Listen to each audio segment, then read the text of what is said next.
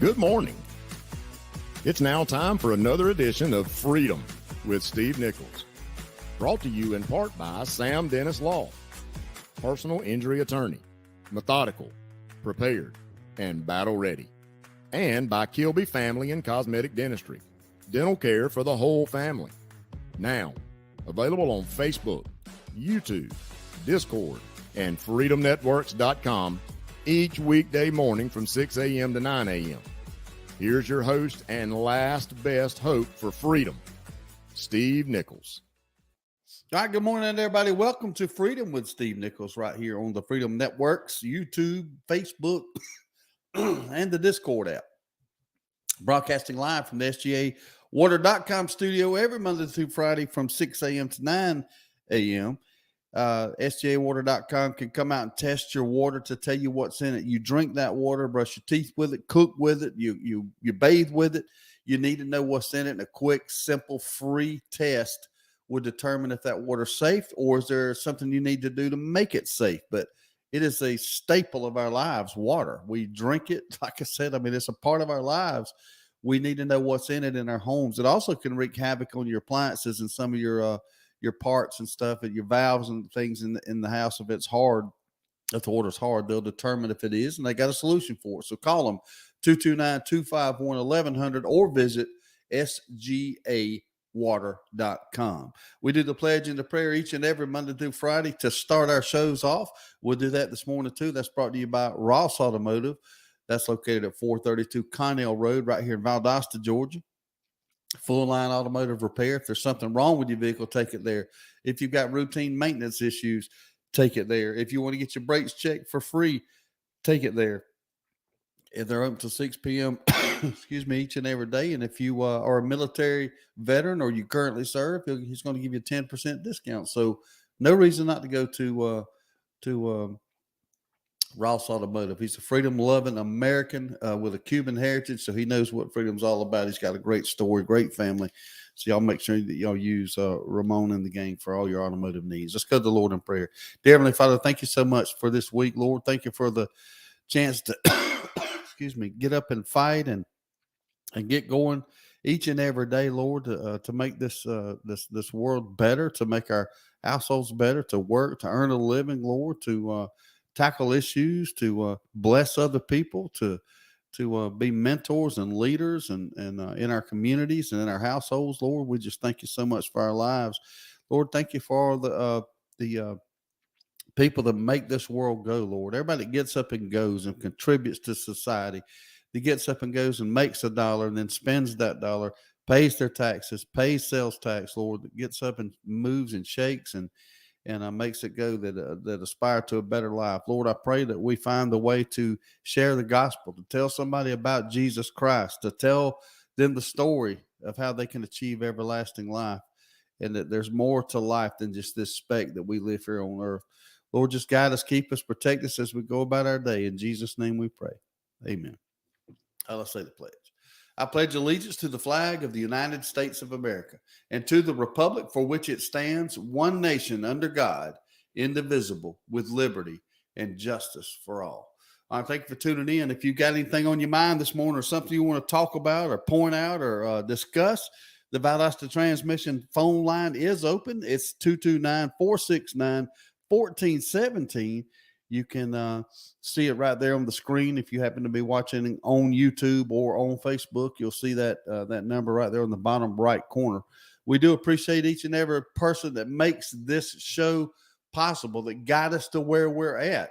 The internal team, JT, Sarge, Larry, and then every listener, every one of you guys who have tuned in for one single second or one single minute, or supported us or liked or shared or comment. These are the things that make the show go, and it's going to be what makes us successful. So please like, comment, and share everything you can when it comes to this show. That's what gets us further down the road and builds our audience. Big news last night. The FBI raided Trump's Mar-a-Lago residence. They were looking for classified information that he may have taken out of the White House in violation of some of the rules and regulations surrounding those top classified documents. They allegedly are trying to look through 15 boxes of information that was taken. Trump said they even opened up his safe. The search warrant was probably specific yet vast in where they could look, and it's unprecedented. It's being talked about on all the news agencies. Scholars and legal scholars and historians are all up in arms. Many differ on should they have done it, is it proper, or do they have legal grounds? Who signed the search warrant? What's in the search warrant? All these questions are coming about, and the news is just all over the place this morning about what they did. They came in last night. I don't know if it was after dark. I don't remember. I started seeing it. It seemed like I saw it. Let's see. I think I saw it. Yeah, it was before dark, I think. Let's see. I want to make sure I think I moved on. Let's see. Yeah, it was before dark, definitely. Wait a minute here.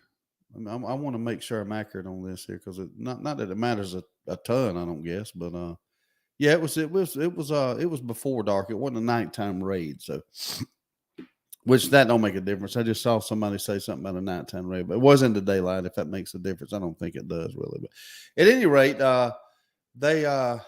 he's been accused, if you remember, of destroying documents in the White House. Now, whether or not he had, whether or not they were important documents, classified documents, there was allegations of them being shredded or flushed down the toilet or stuff like that. So they're, I'm not going to jump to conclusions, because here's the thing.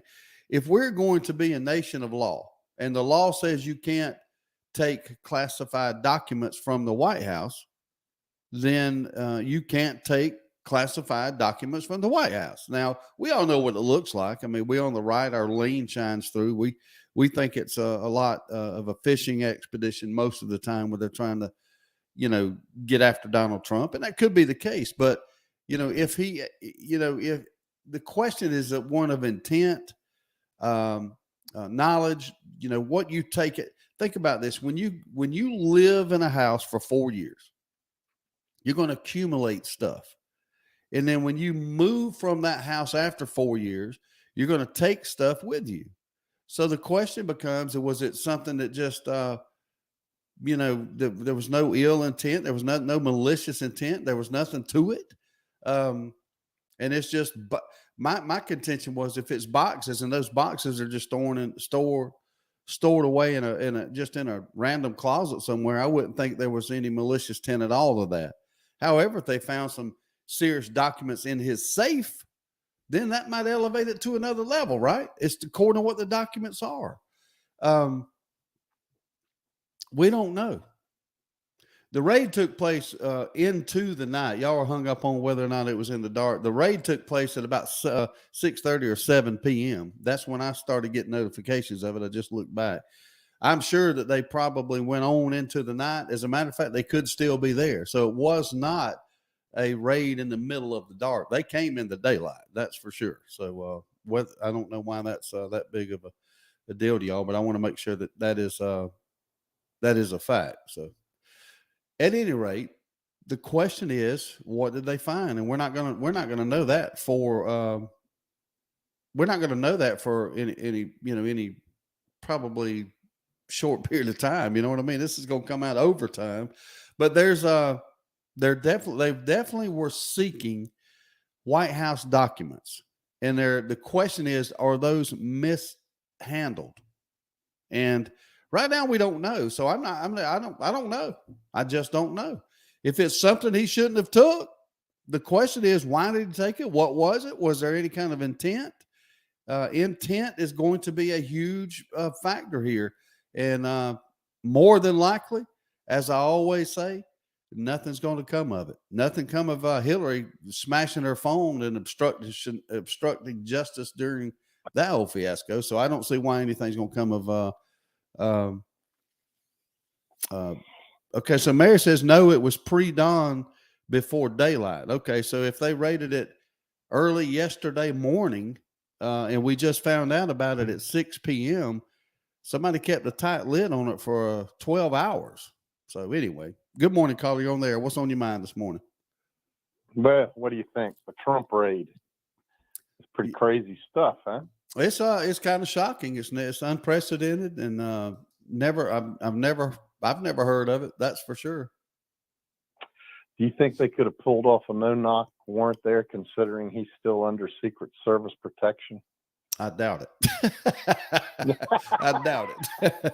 I doubt it. But Second thing, this is what they found. What they found is evidence on his enemies that he's collected, and that evidence could be on the form of documents that should not, or should not have been removed from the White House.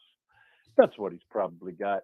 So now they're going to be in the quandary of having to use this evidence against him when it probably implicates a lot of his enemies, and we know who they all are.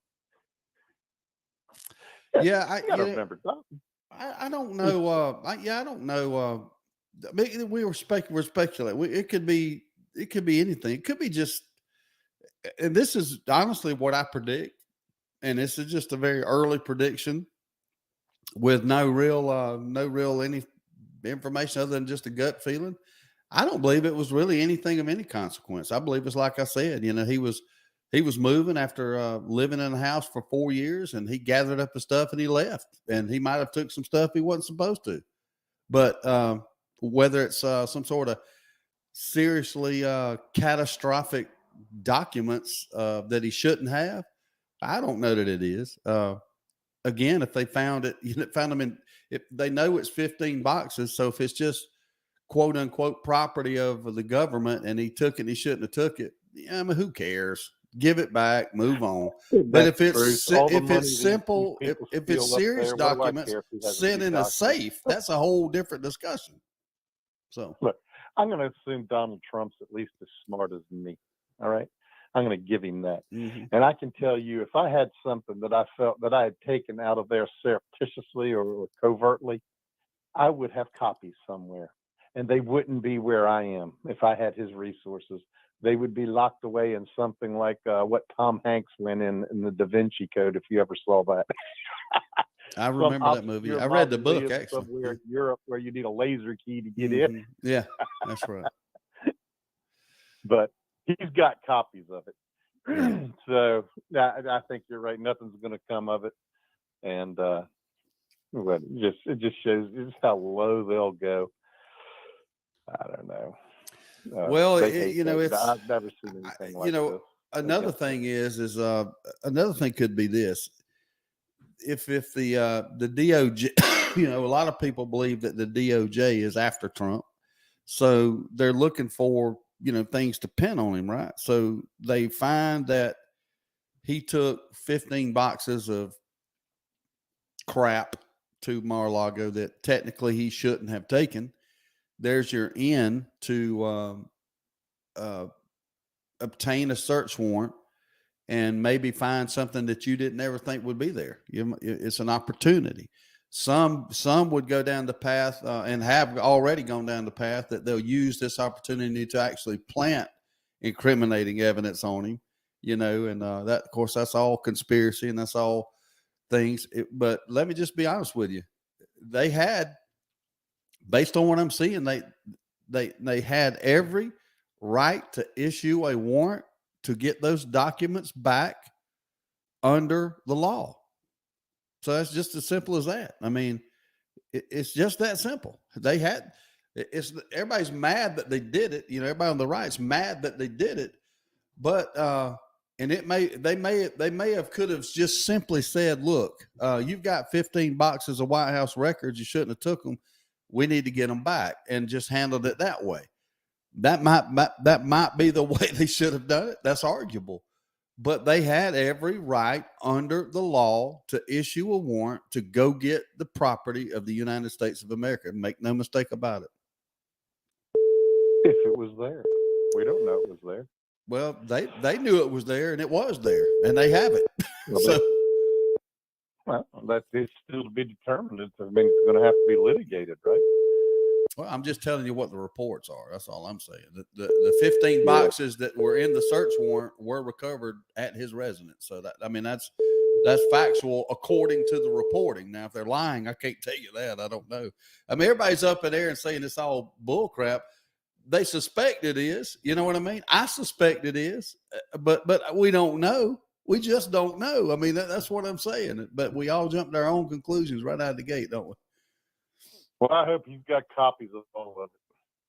Who has copies of what? Oh, you is that they want it back. They don't want it revealed. That's just my suspicion that he's in possession of something that probably, you're right, A, he shouldn't have had. B, they don't want revealed. And the first damn thing I would do if I was him is reveal it all of it. I'd put it out there.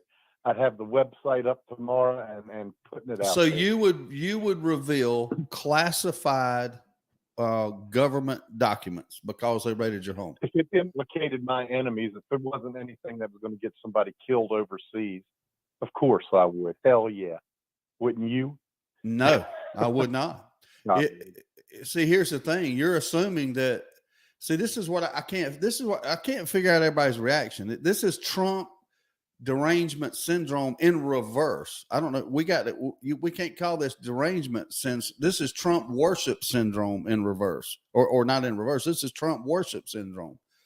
Everybody's giving him a free pass automatically that he didn't do nothing wrong.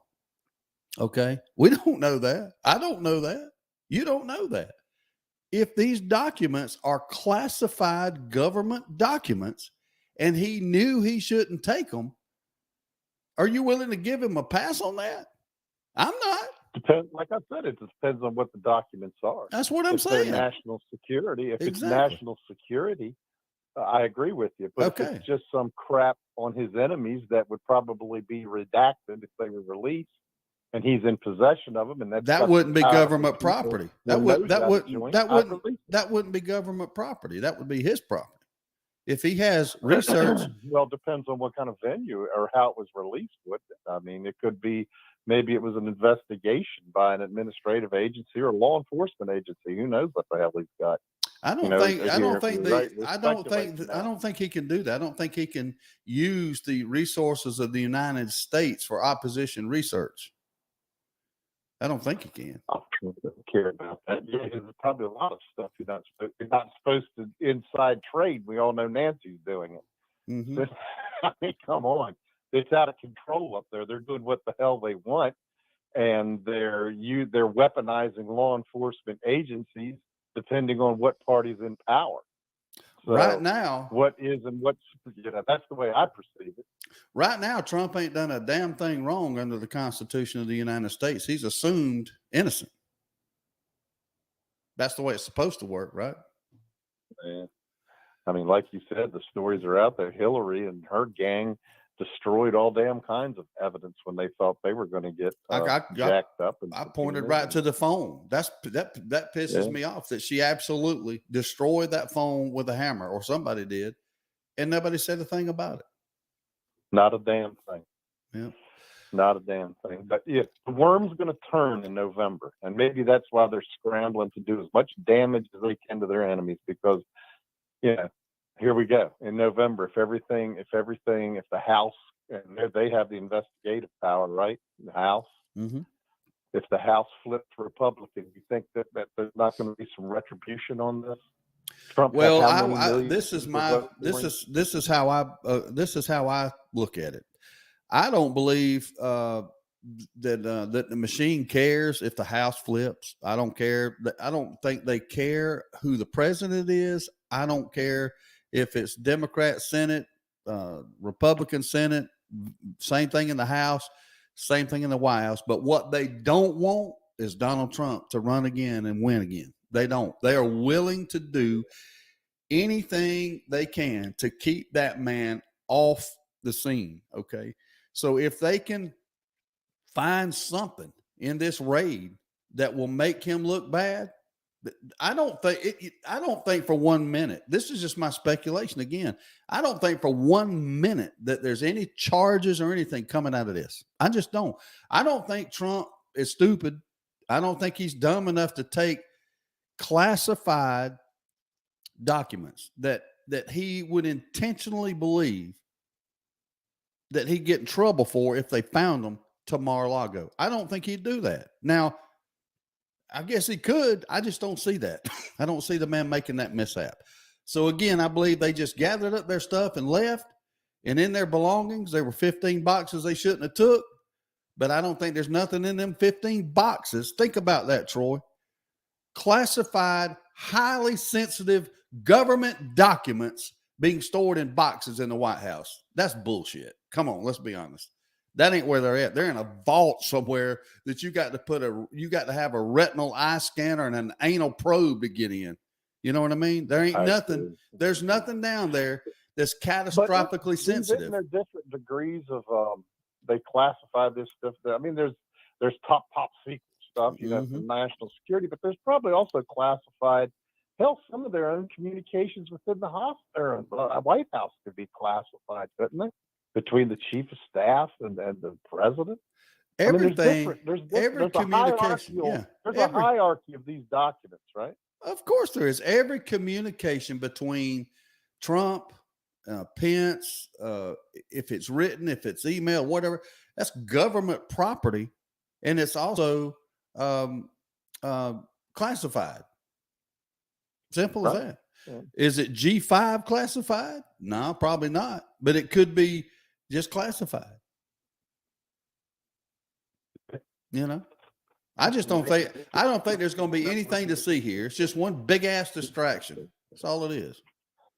One big ass distraction, because the rumors are also circulating that Mr. Hunter Biden is probably real close to getting snagged. Real close to the indictment being handed down. We'll see. So, yeah. Anyway, well, you're right. It's what they're having. This is the problem here, and I don't know if there's a bunch of people out there like me or not. I'm no Trump fan. I've not wanted him to run again. I just don't. And the main reason I didn't think he could win necessarily. But the more crap like this that happens, the more they go after him, the more silly shit I see, like him supposedly choking out a limo driver, but yet there's no corroborating evidence, and everybody in the media on the left swallowing it hook, line, and sinker. It's about to piss me off to the point I'm ready to vote for the man. You know what I mean? That's true. Yeah, I mean, I'm sick of it. They've really shown themselves for what they are. Yeah. If he's done nothing else, he's illuminated what I guess we always really knew about the left and their ilk. Shade Tree texted me and said it's boxes of White House towels, a couple of boxes of ashtrays, and a box of custom embroidered condoms left by the Clintons.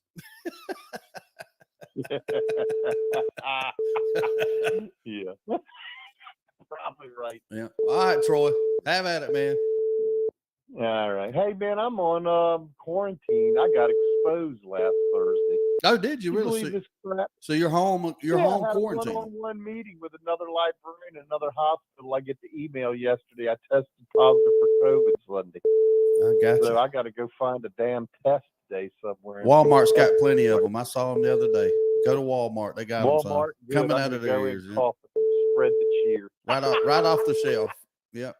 All right. See you later, man. How much are they? You know? $19, I think I saw. Jesus, that's a 12-pack. Yeah. See you, buddy. All right. Bye-bye. 229-469-1417. Let's go to the phone line and see what's on your mind. Good morning, caller. You're on there. What's on your mind? Good morning. How's it going, Steve? Oh, going good, man. My house wasn't raided last night, so far, so good.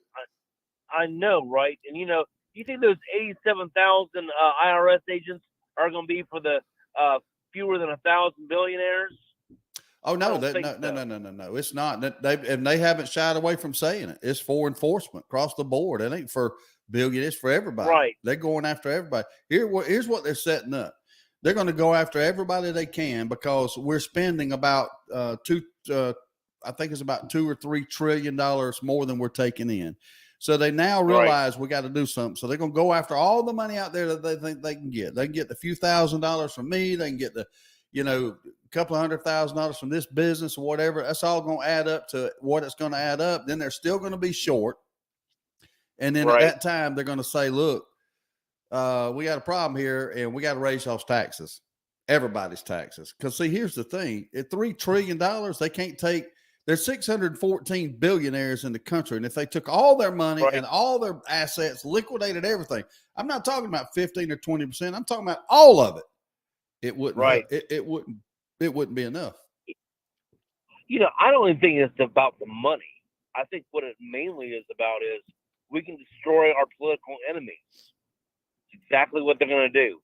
They did it back in the early 2010s when they went after all the pro-life groups.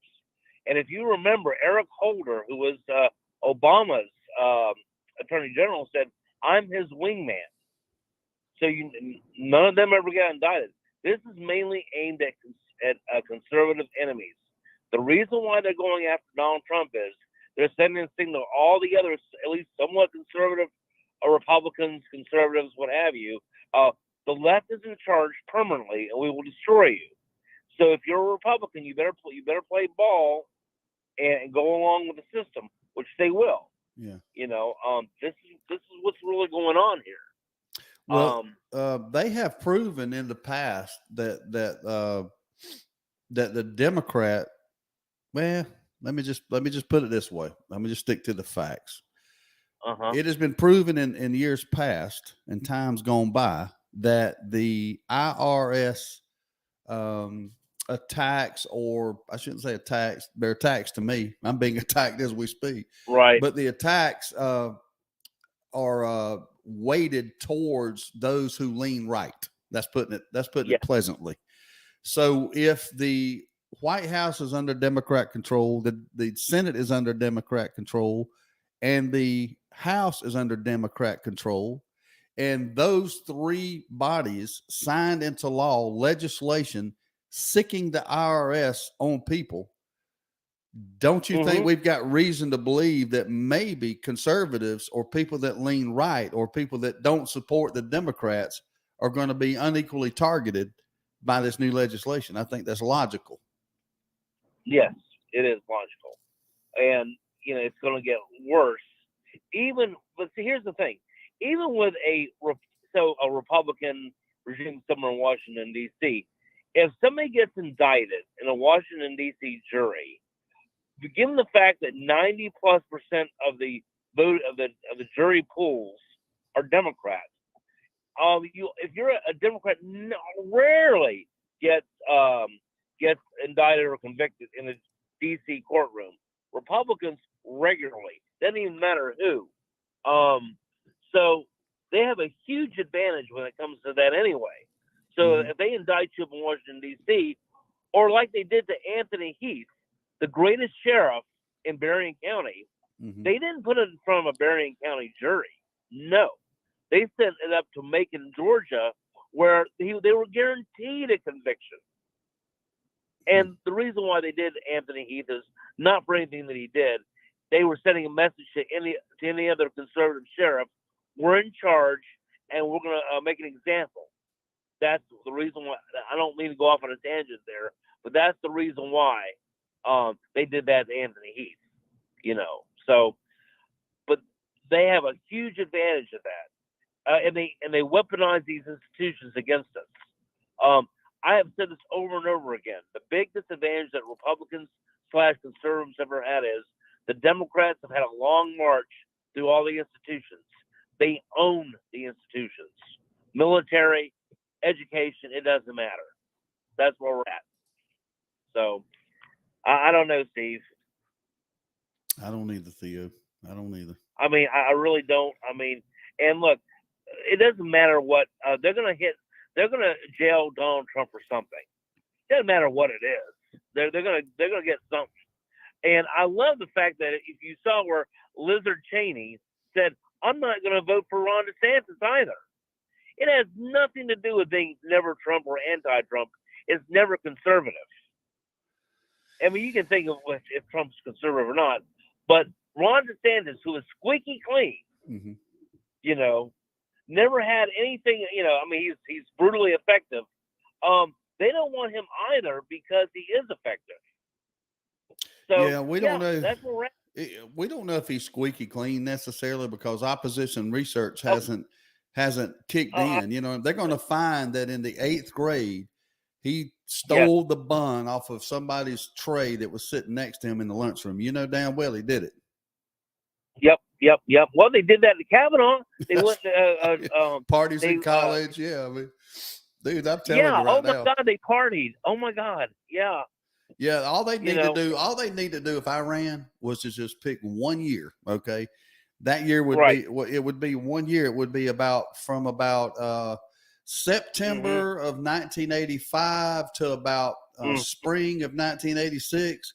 If they'd focused on them few months in my life, you'd hear me in front of microphone going, sorry to turn in my resignation today. I would not be running for president. I mean, I can't remember all the bad things that I did back in high school. Oh my gosh. Yeah. I mean, you know, if we were judged on our below 18 days, you know, none of us would be elected or hired to do anything. No. Seriously. So, and here's the thing with the IRS. With the IRS, you deal with taxes all the time. So does everybody else out there.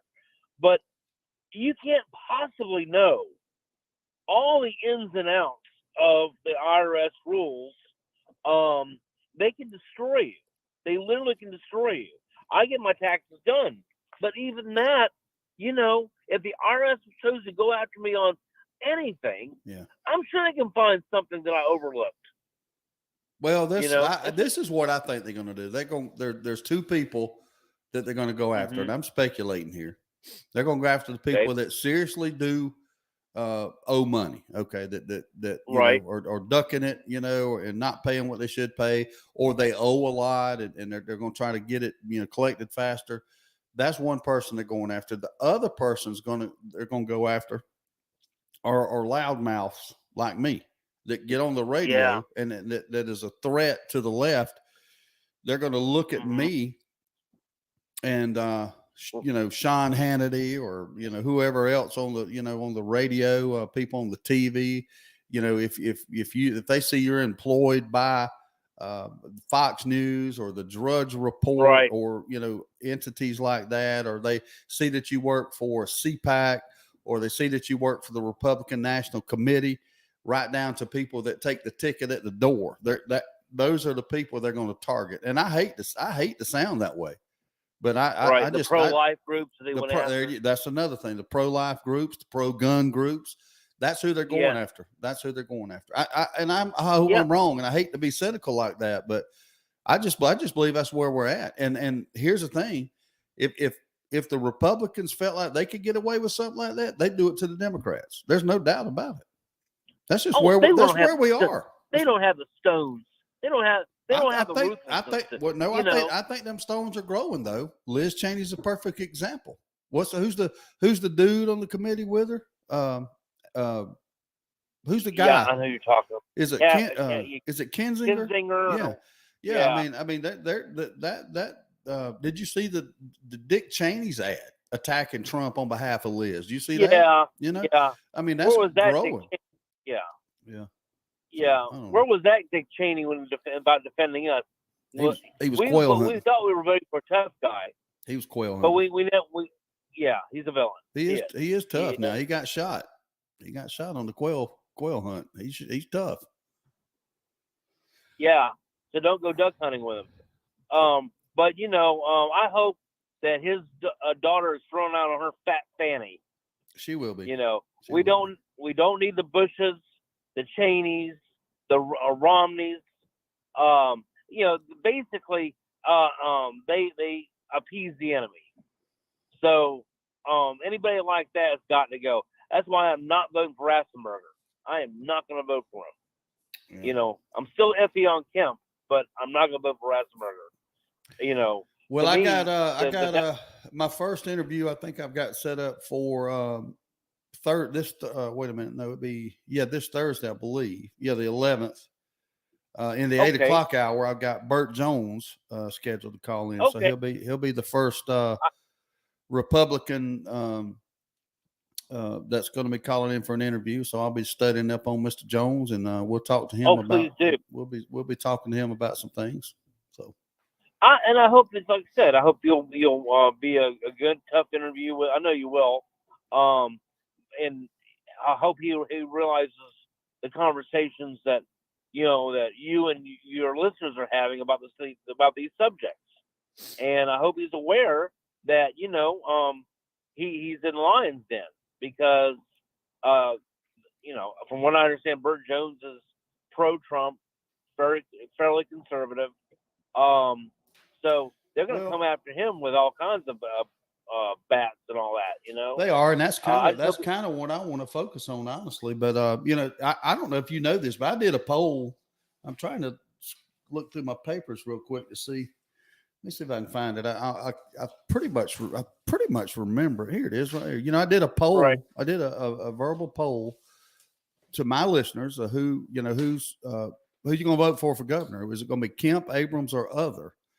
And I just did it one morning. I don't know for how long, can't remember. Mm-hmm. Had 116 people make their vote known. Okay. Right. And the results were 82 for Kemp, 17 for Abrams, and 17 for other. So, right. Like I've always said, I mean, I knew Brian Kemp was going to win the primary, hands down, that it wasn't going to be close. And I believe that the majority of people, I believe even in that poll right there, those 17 that said they're voting for Abrams, that they're going to vote for Abrams. There's no doubt about that. Right. The 17 other, I believe at least half of them, when it gets time to go pull the lever, at least half of them's going to pull it for Kemp.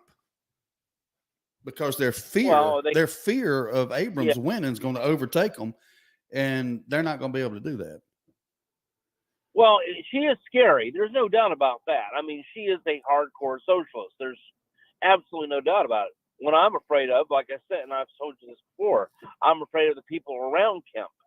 That's the problem. That was to his detriment, you may have a point. Somebody do it. Yeah, you may have that he's got people around him that basically work for Abrams that would fit into an Abrams administration just fine. So that's on him. If he loses, that's on him. So anyway, Steve, you just keep on doing what you're doing. I know if they snatch you off the air or on your cast, that things have gone completely south. All right, y'all man. Take it easy. See you, bud. Bye-bye. 229-469-1417. Whatever's on your mind, that's what we're going to talk about. Real quick, I think Mary had asked why I have call waiting on my phone. It's not by choice, Mary. We just have that program that has it. The only way around that is to figure out how to turn that beep off. Larry knows how to do it. I sent him a message. I don't know if we have to do it every day. He's going to have to show me because it's annoying as hell. The only way to kind of get around some sort of call waiting thing is to have individual lines put in and, hard lines. And we use an internet type program. So, but I mean, it's just part of the process to get better. That's on the list. One day we're going to have it all fixed up. One day we're going to have a person sitting over there in another room screening calls. We're going to have a person making sure that all the phone lines work right, make sure all the commercials are in place. It's just Rome wasn't built in a day, but it got built. So that's where we're headed.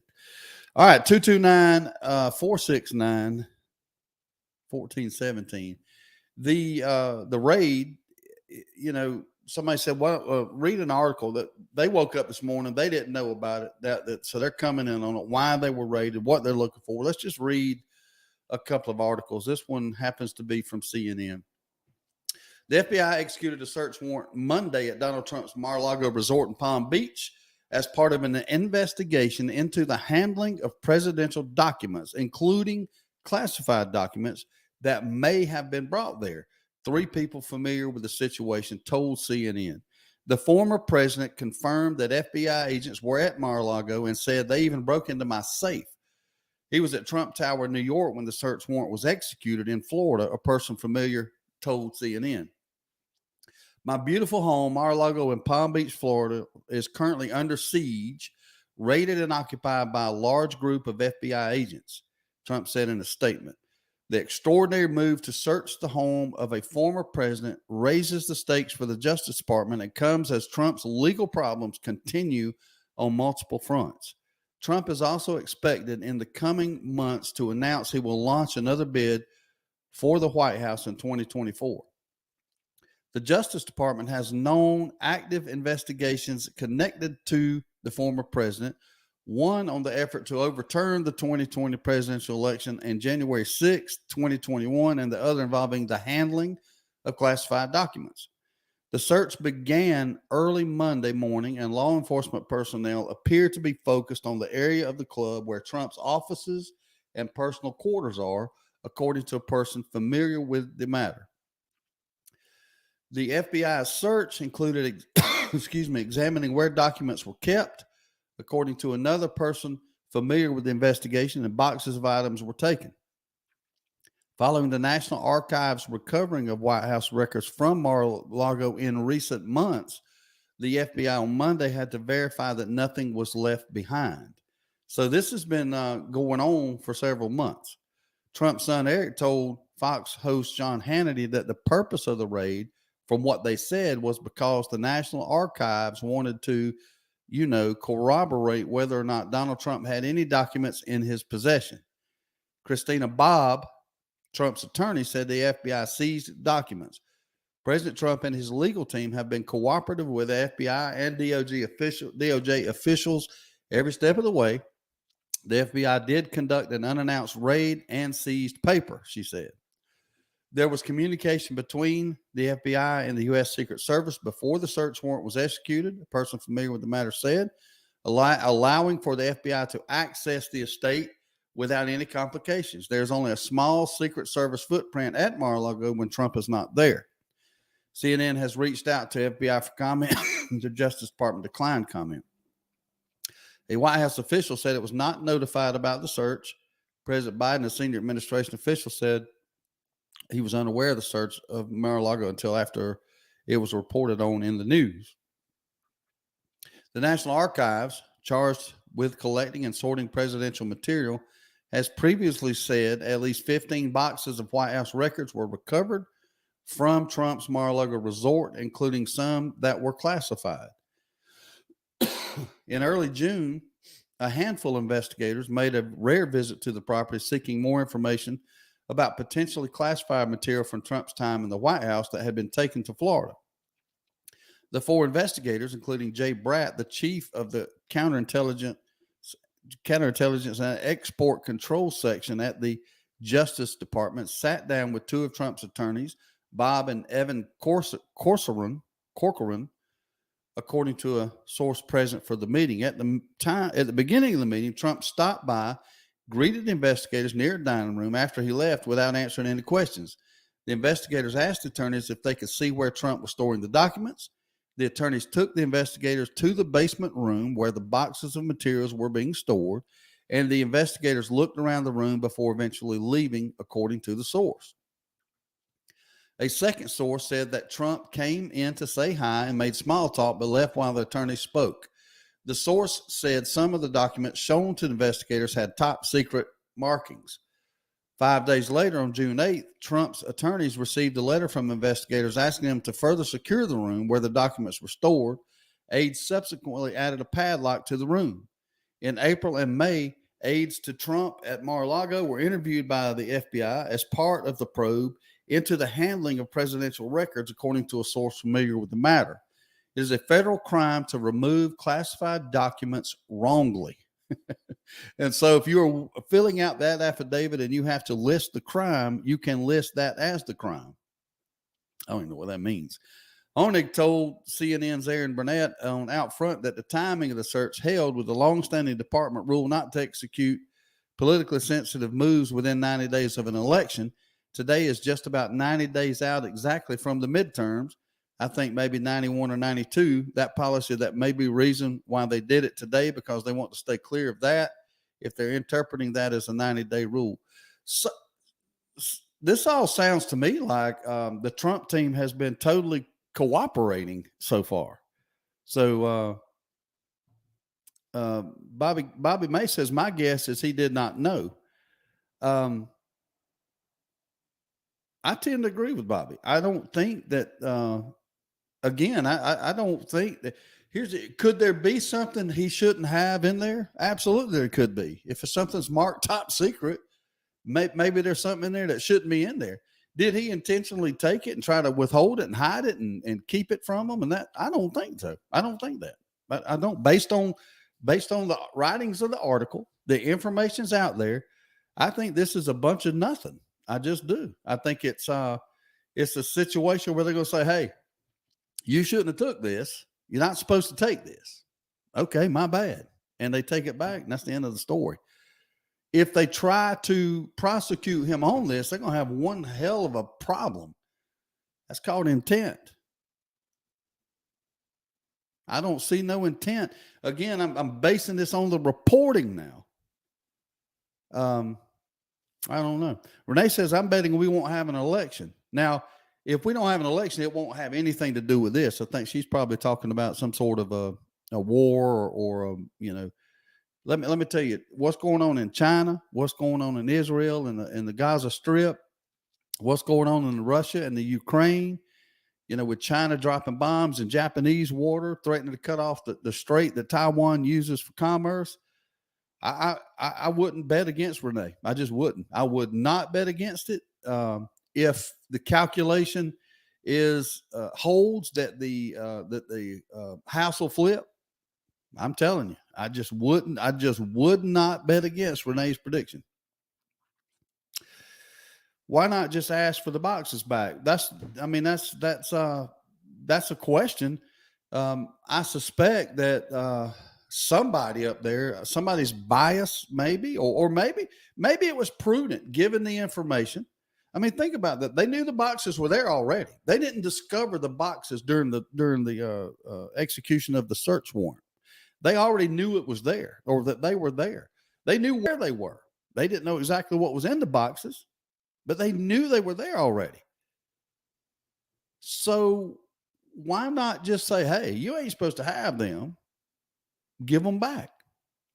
Did they? I don't know. We don't know those things. But we do know that the people investigating already knew that those 15 boxes were there. So again, that goes back. If somebody's out to get him, do they take this opportunity? Okay, we know the boxes are there. It would be easy to get a search warrant. Judge, we know the boxes are there. We saw them with our own eyes. We didn't look in them, but we know that they need to be taken back. So we need a search warrant to be able to go in there and get them back. The judge is going to sign off on that. Easy peasy, lemon squeezy. That's going to happen. So that gives them the opportunity. Now, depending on how narrow the search warrant was, maybe the search warrant says, you can go look in that closet that y'all told him to padlock, and y'all can open that up. And if it's in there, y'all can take it. But we already know that the search warrant was broad enough if Trump's telling the truth, and there'd be no reason for him to lie about this. When he says they even went into my safe, we know that the search warrant was probably more broad than the 15 boxes in the closet, right? That's just logical. So there you go. What say you? 229-469-1417. There's been a video uploaded.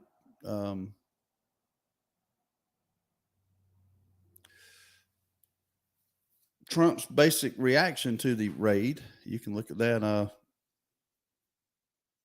on social media platforms if you wish. People still talking about on some YouTube comments here. Some people are still hung up on wanting to know if it was a nighttime raid or a daytime raid. I don't know. I have no idea, and I hadn't even given it a minute's thought. It's just interesting the way people's brains work.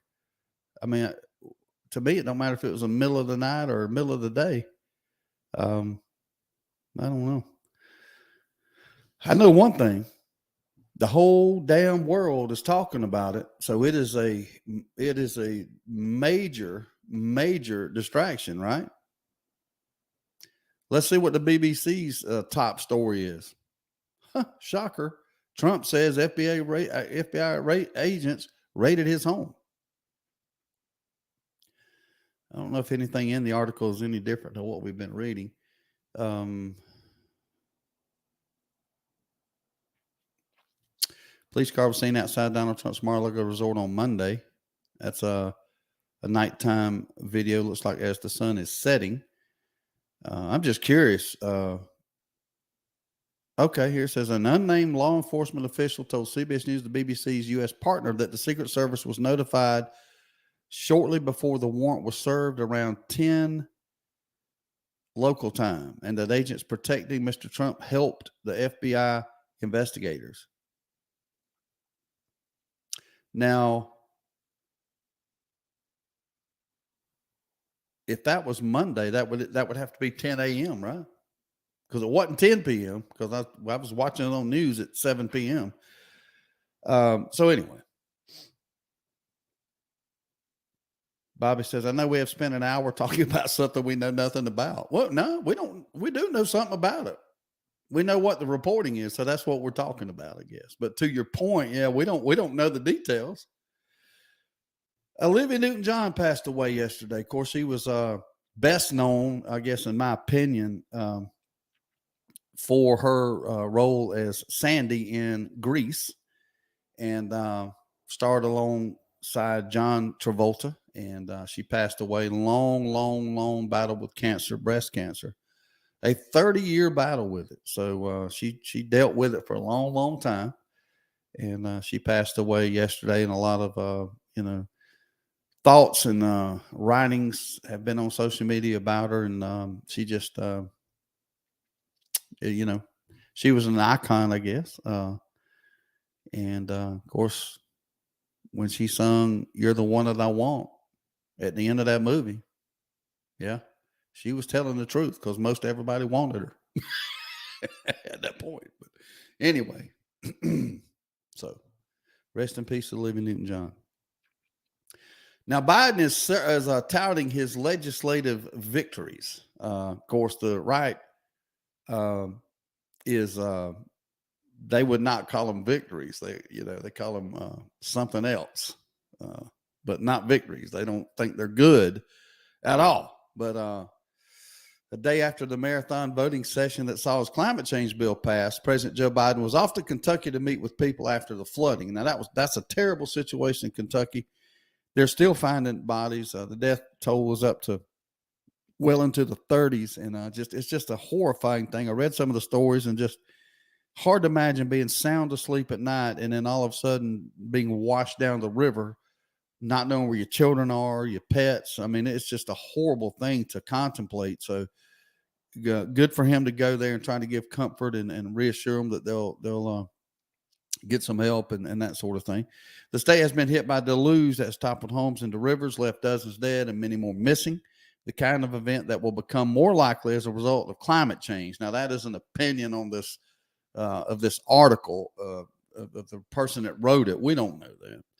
For the president, it was a chance to cement his administration's ownership of a landmark piece of legislation on one of the most important issues of our time.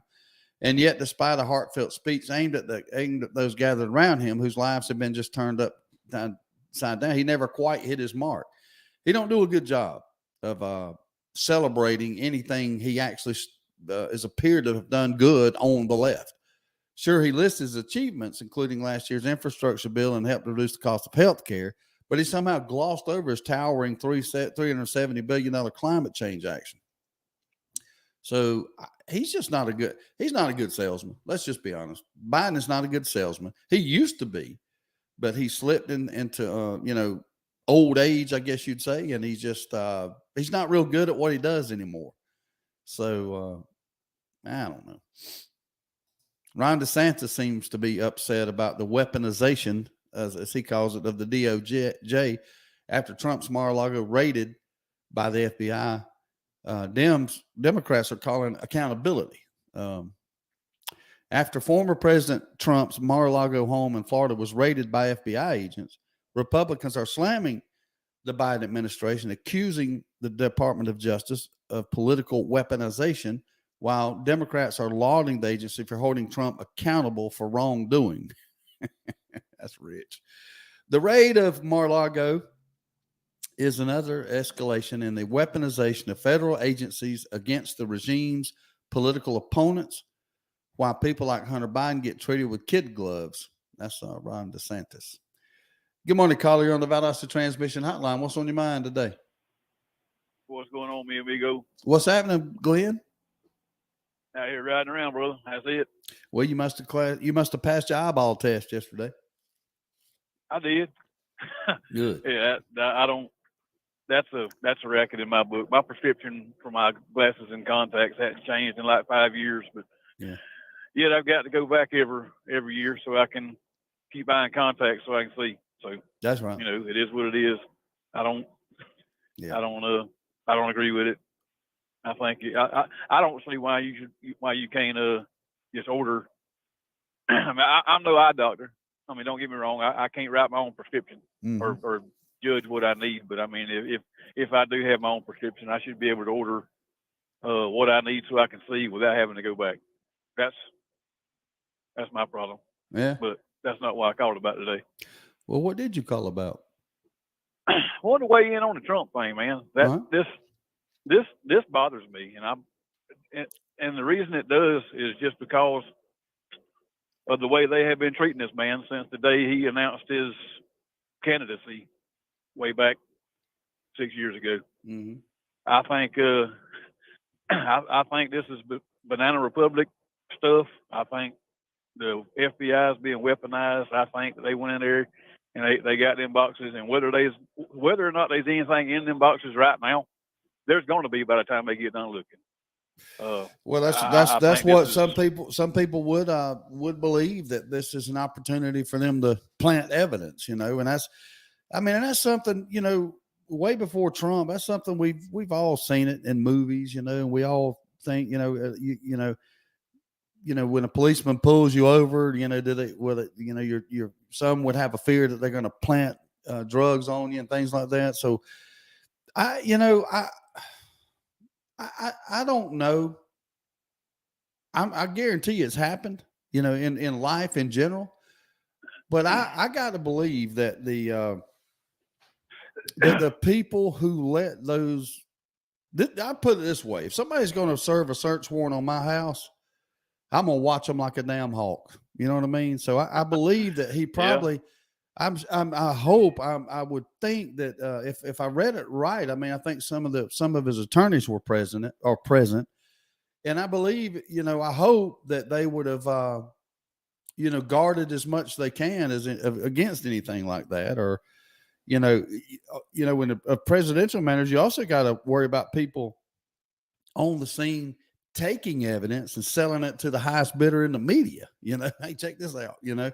So I don't know, man. It makes me sick that we're the greatest country in the world when it comes to First, Fifth, Seventh Amendment rights, and yet we have doubts like we do. And I guess that's human nature. There's no perfect system, but I hate that we've even been led down a path of wondering if this could happen. And see here, what you feel about that.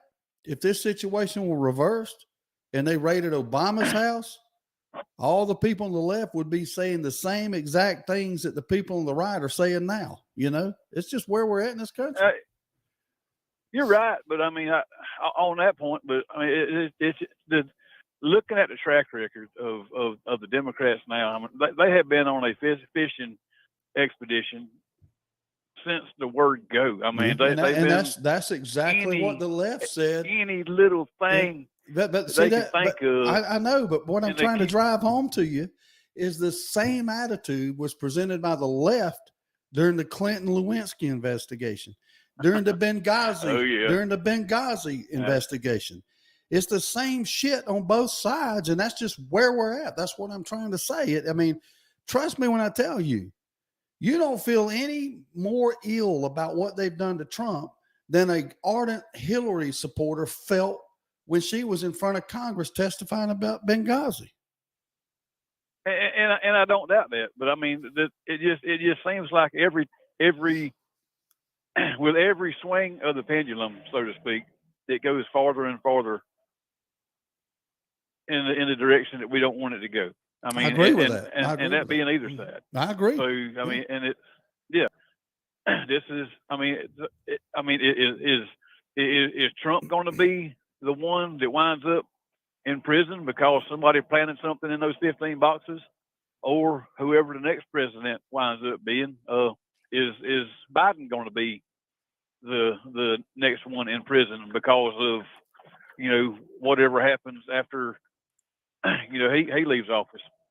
Well, we might see. We might see, because if the reporting is accurate on Hunter Biden, it is not a matter of if, it's a matter of when Joe Biden's going to be called at some point to comment or testify on his comments on that voicemail with Hunter Biden. So we may see it. We may see it. Right. Or, I mean, just let's carry this one step further. Is Ron DeSantis? I mean, I'm throwing DeSantis' name out because I know there's a potential for him to run. I like the man. I mean, he's a conservative. He stands up and he fights. I mean, is DeSantis going to wind up being, say, a Nelson Mandela? Mm-hmm. You know what I mean? Are they going to when it comes up that he's definitely fixing to throw his hat in the ring? Nope, you're arrested. We're just going to hold you here until after the election. I mean, it's fun. It's funny to see this play out. I mean, listeners' heads are spinning, and they cannot grasp what I'm trying to say. Listen to these comments. I'm not going to say that. I'm not going to say the names of the people, but this is just some of the quick comments. Are you kidding me? The two are not the same. The difference, Steve, that she was guilty. Both sides are not as equal as you say. The FBI actually involved with the Russian disinformation can't be trusted. This is a whole different level. As long as they have that's something. They're totally missing the point. They could be right. That's not what I'm trying to say. What I'm trying to say is, no matter what you think about Hillary Clinton and Benghazi, the other side feels just as strongly as you do about what they saw with Benghazi as you do as what you see about Trump. I'm not picking the side. I believe that she was guilty. I believe it was proven. I believe it was obvious. But my point is that a Hillary Clinton supporter feels just as pissed off and just as adamant as you do about their candidate. That's what I'm saying. And that seems to be going right over everybody's head. But what I was getting, I mean, history repeats itself. I mean, we touched on See, let me give you another example. Hold on. Jim Parker says the left has recently used the FBI and IRS as political weapons. The right hasn't. Okay, you feel that way. But when Benghazi was going down, they felt that way. That's what I'm trying to say. Yeah, nobody's getting it. I don't know, man. And see, Renee's so pissed off. She says, you're right. You're always right. I am right about this. We're in a bad situation as far as our country is going on right now. I mean, and just if we don't think our government is any better than anybody else in the world, go back to before the Civil War started, whenever our federal government went in and arrested all of the members of the Maryland legislature and put them in jail until after the war was over. That's right. I mean, are we headed for war now? I don't know. I hope not. But just when each side is constantly doing stuff like this, where do we wind up? I mean, and who winds up breaking the breaking the, I don't know what the word is I'm looking for. Who winds up pulling the first punch? I mean, does DeSantis wind up in jail? Does Biden wind up in jail? I mean, where do we go? I mean, And you're right. You people, Clinton supporters, they thought all that was, a crock-a-doodle-doo whenever they was investigating her. I've got friends that think Trump is the worst thing on the planet. That he is. They honestly believe that he caused an insurrection on January 6th. So I mean, I'm like, I can't follow their logic, but I don't know. Rhonda says, not Yes, the sir. point, Steve. The Dems never answer for their crime.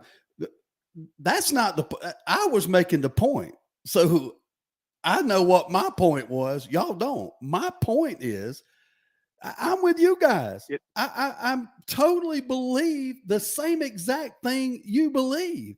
I'm simply saying that you've got to understand that who you're up against believes the same thing you do about their person. That don't make them right.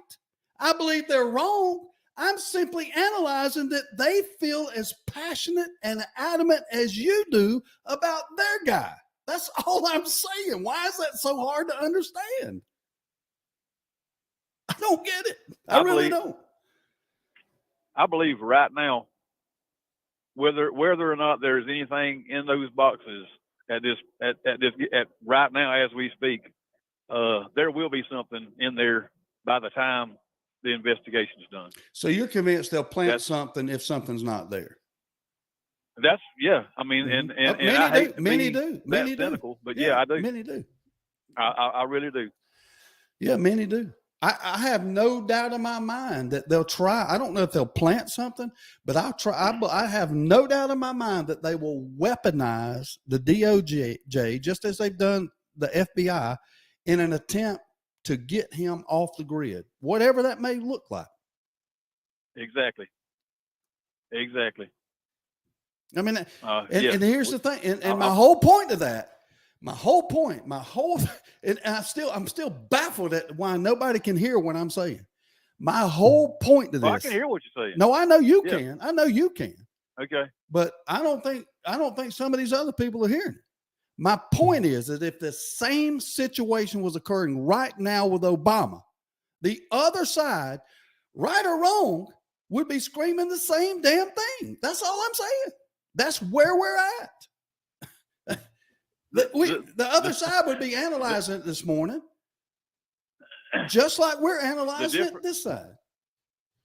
The difference between Trump and Obama, if anybody that would have went in there and if the FBI would have raided Obama's house and pulled 15 boxes out, then the FBI would have just been racist, man.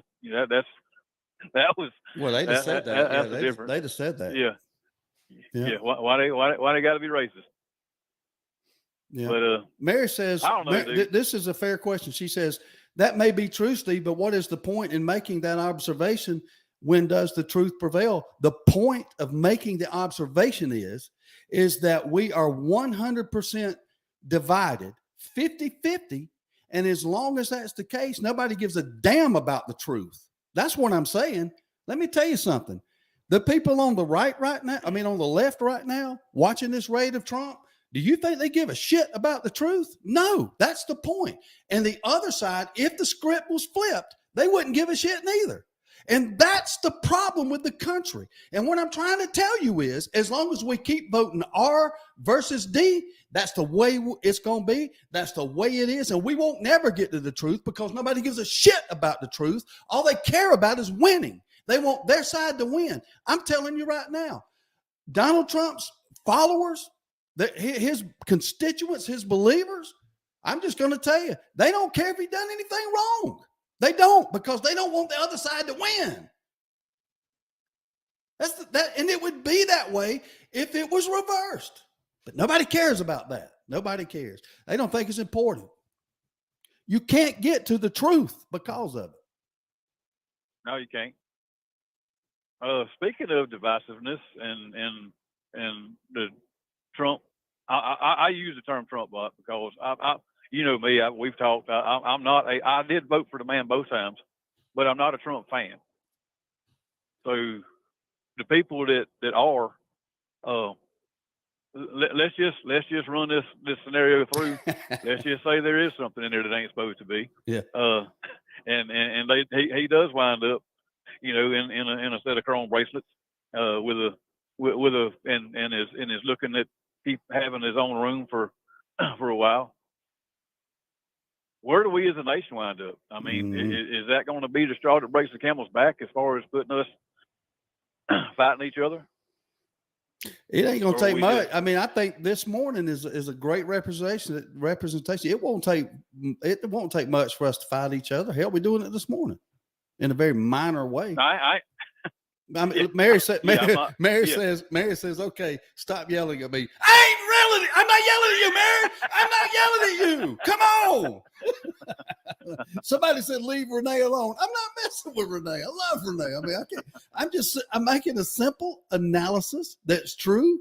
It's inarguable. And it's just like people want to argue about it. I don't know. John Ford says, you mad, Steve? I ain't mad.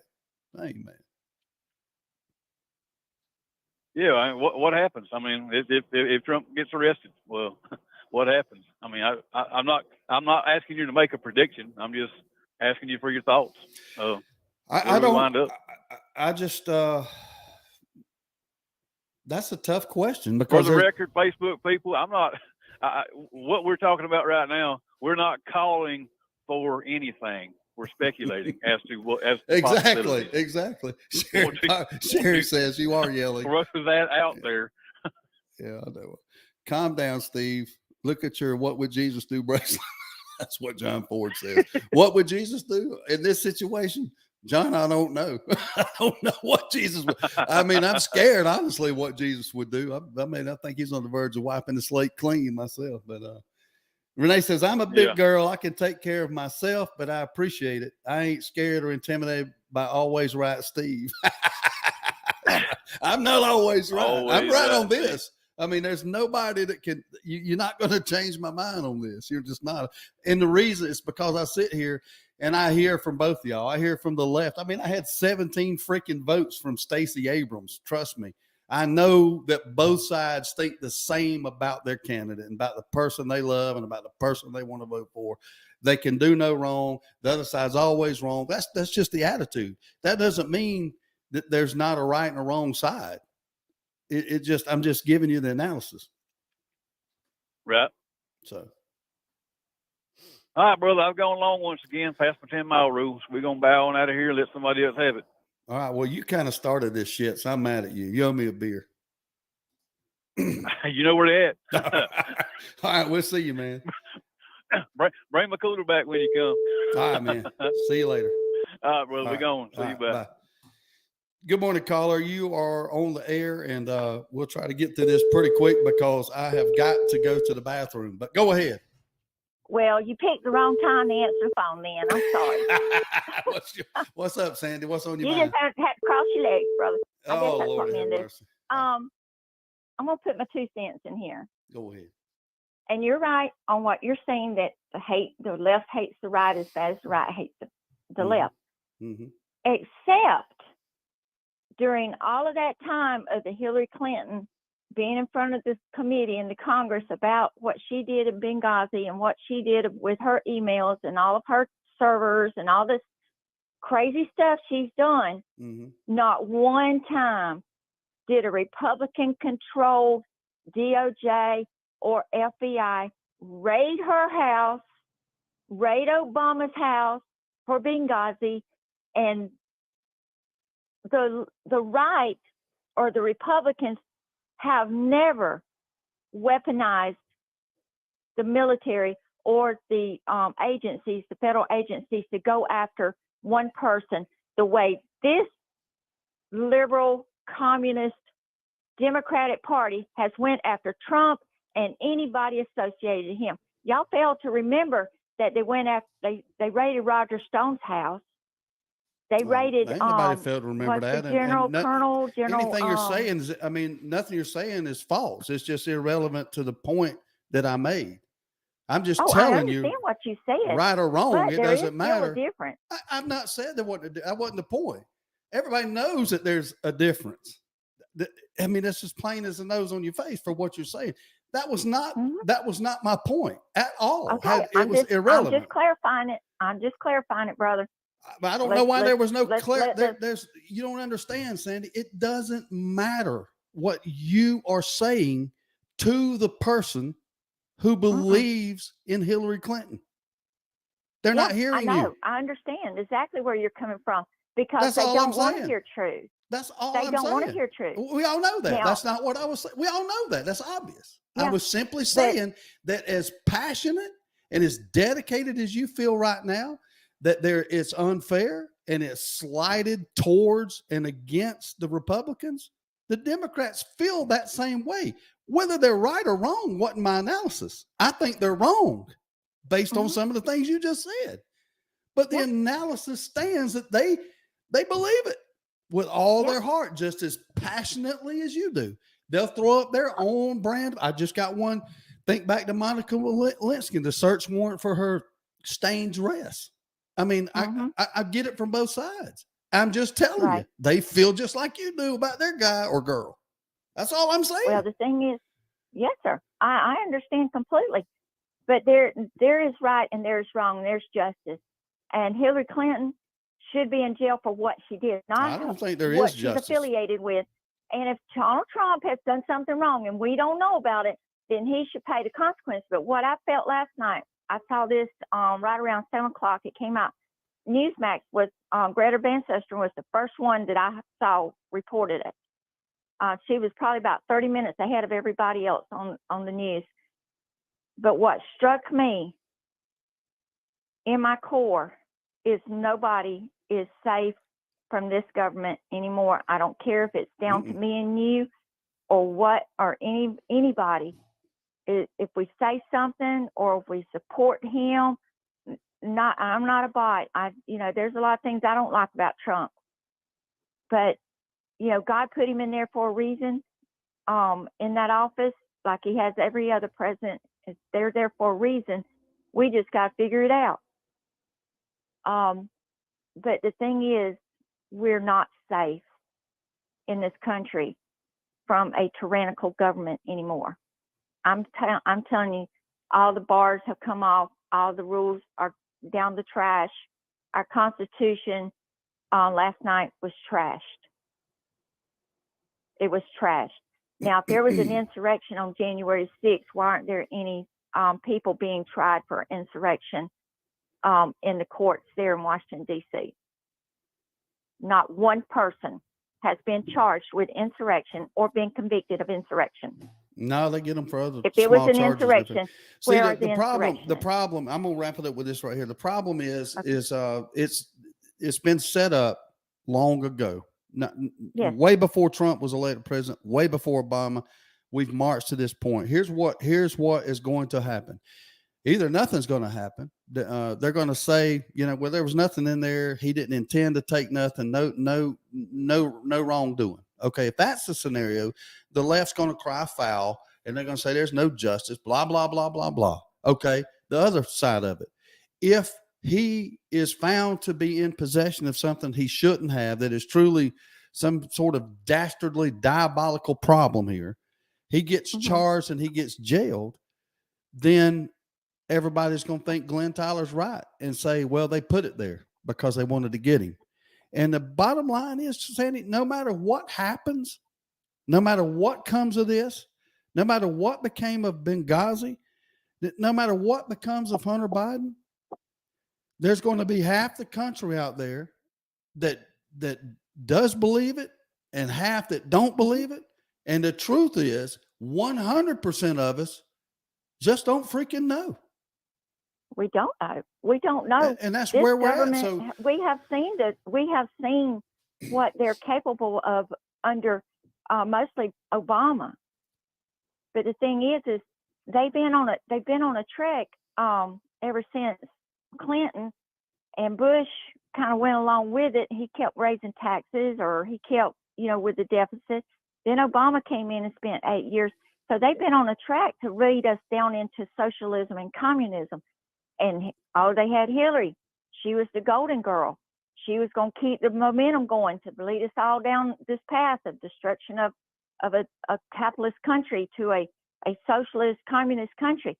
But lo and behold, bam, here comes this man with the ugly hair and the loud mouth and make America great again, and just threw a whole monkey wrench in their whole plan. That's why they hate him. That's why they hate him. All right, I got to go to the bathroom, Sandy. Good okay. call. Okay, well, y'all have a good day. I just want to put my 2 cents in. 10-4. Appreciate the There's call. right and there's wrong. All right, thank you. Bye. All right, bye-bye. All right, I'll be right back. Y'all stay tuned. We'll be right back in a second.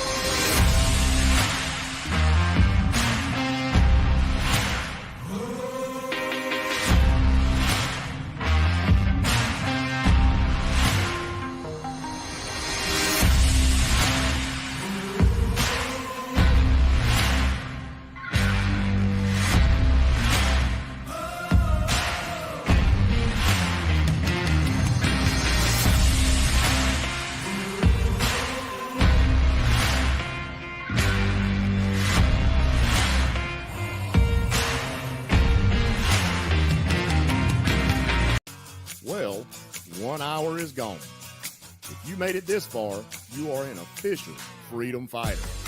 Don't forget to visit freedomnetworks.com. Click on featured advertisers and support these businesses. They can advertise anywhere. They choose this show as a way to support the effort of preserving and defending freedom. Now, back to the show with Steve. All right, back on Freedom with Steve Nichols, 229-469-1417. I want to hear from you. I want to hear your comments on this. And there's really not, I mean, I guess, I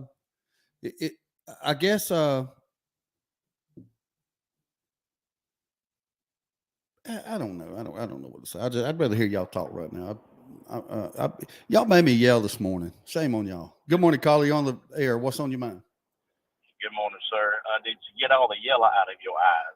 The yellow out of my eyes? I don't know. What kind of yellow do I have in my eyes? Well, you said you had to go pee a while ago when Sandy called. Oh, yeah. I did get that. Yellow in your eyes. I did get that. I sure did. Joe Bacanovic trying to call me on my cell phone accidentally, I think. Yeah, well, I'll let Joe talk just a second quickly. to your point. Yeah. To your point, what you're making this morning, I get it. I totally understand exactly what you're saying. You also have people that still think that we never landed on the moon, that Elvis is alive and in hiding. Bigfoot's real. Bigfoot is I real. could just go on and Hold on. on now. Jimmy Hoffa's in hiding. Bigfoot is real. No. Yeah. Ain't no doubt. I done told y'all why. Big I know B, it's not. now stop it now. You're going to make me yell again. Have you ever watched, listen to me, I can prove it. It's easy. Have you ever watched the show on, I think it came on Animal Planet or something. Me and Charlie used to watch it religiously. It's called Finding Bigfoot. Have you ever watched that show? Oh, yeah. Okay. Now, why in the hell would they have a show that they spent millions of dollars on called Finding Bigfoot if there wasn't no Bigfoot to be found? Because they could get advertisers to pay money to advertise. That's just a conspiracy theory. That's a conspiracy theory. I done told you why I said there's no Bigfoot. No, that don't matter. Tell y'all again. Yeah, you go say that, but a Bigfoot is not stupid, B. Go ahead, No, go I ahead agree with your with nonsense. Go if ahead. Bigfoot was real, Yeah. I'd have got a phone call on my brother one at about 2:00 in the morning from a friend of ours named Paul Marlowe. Where he goes, "Hey man, help me skin this son of a bitch out.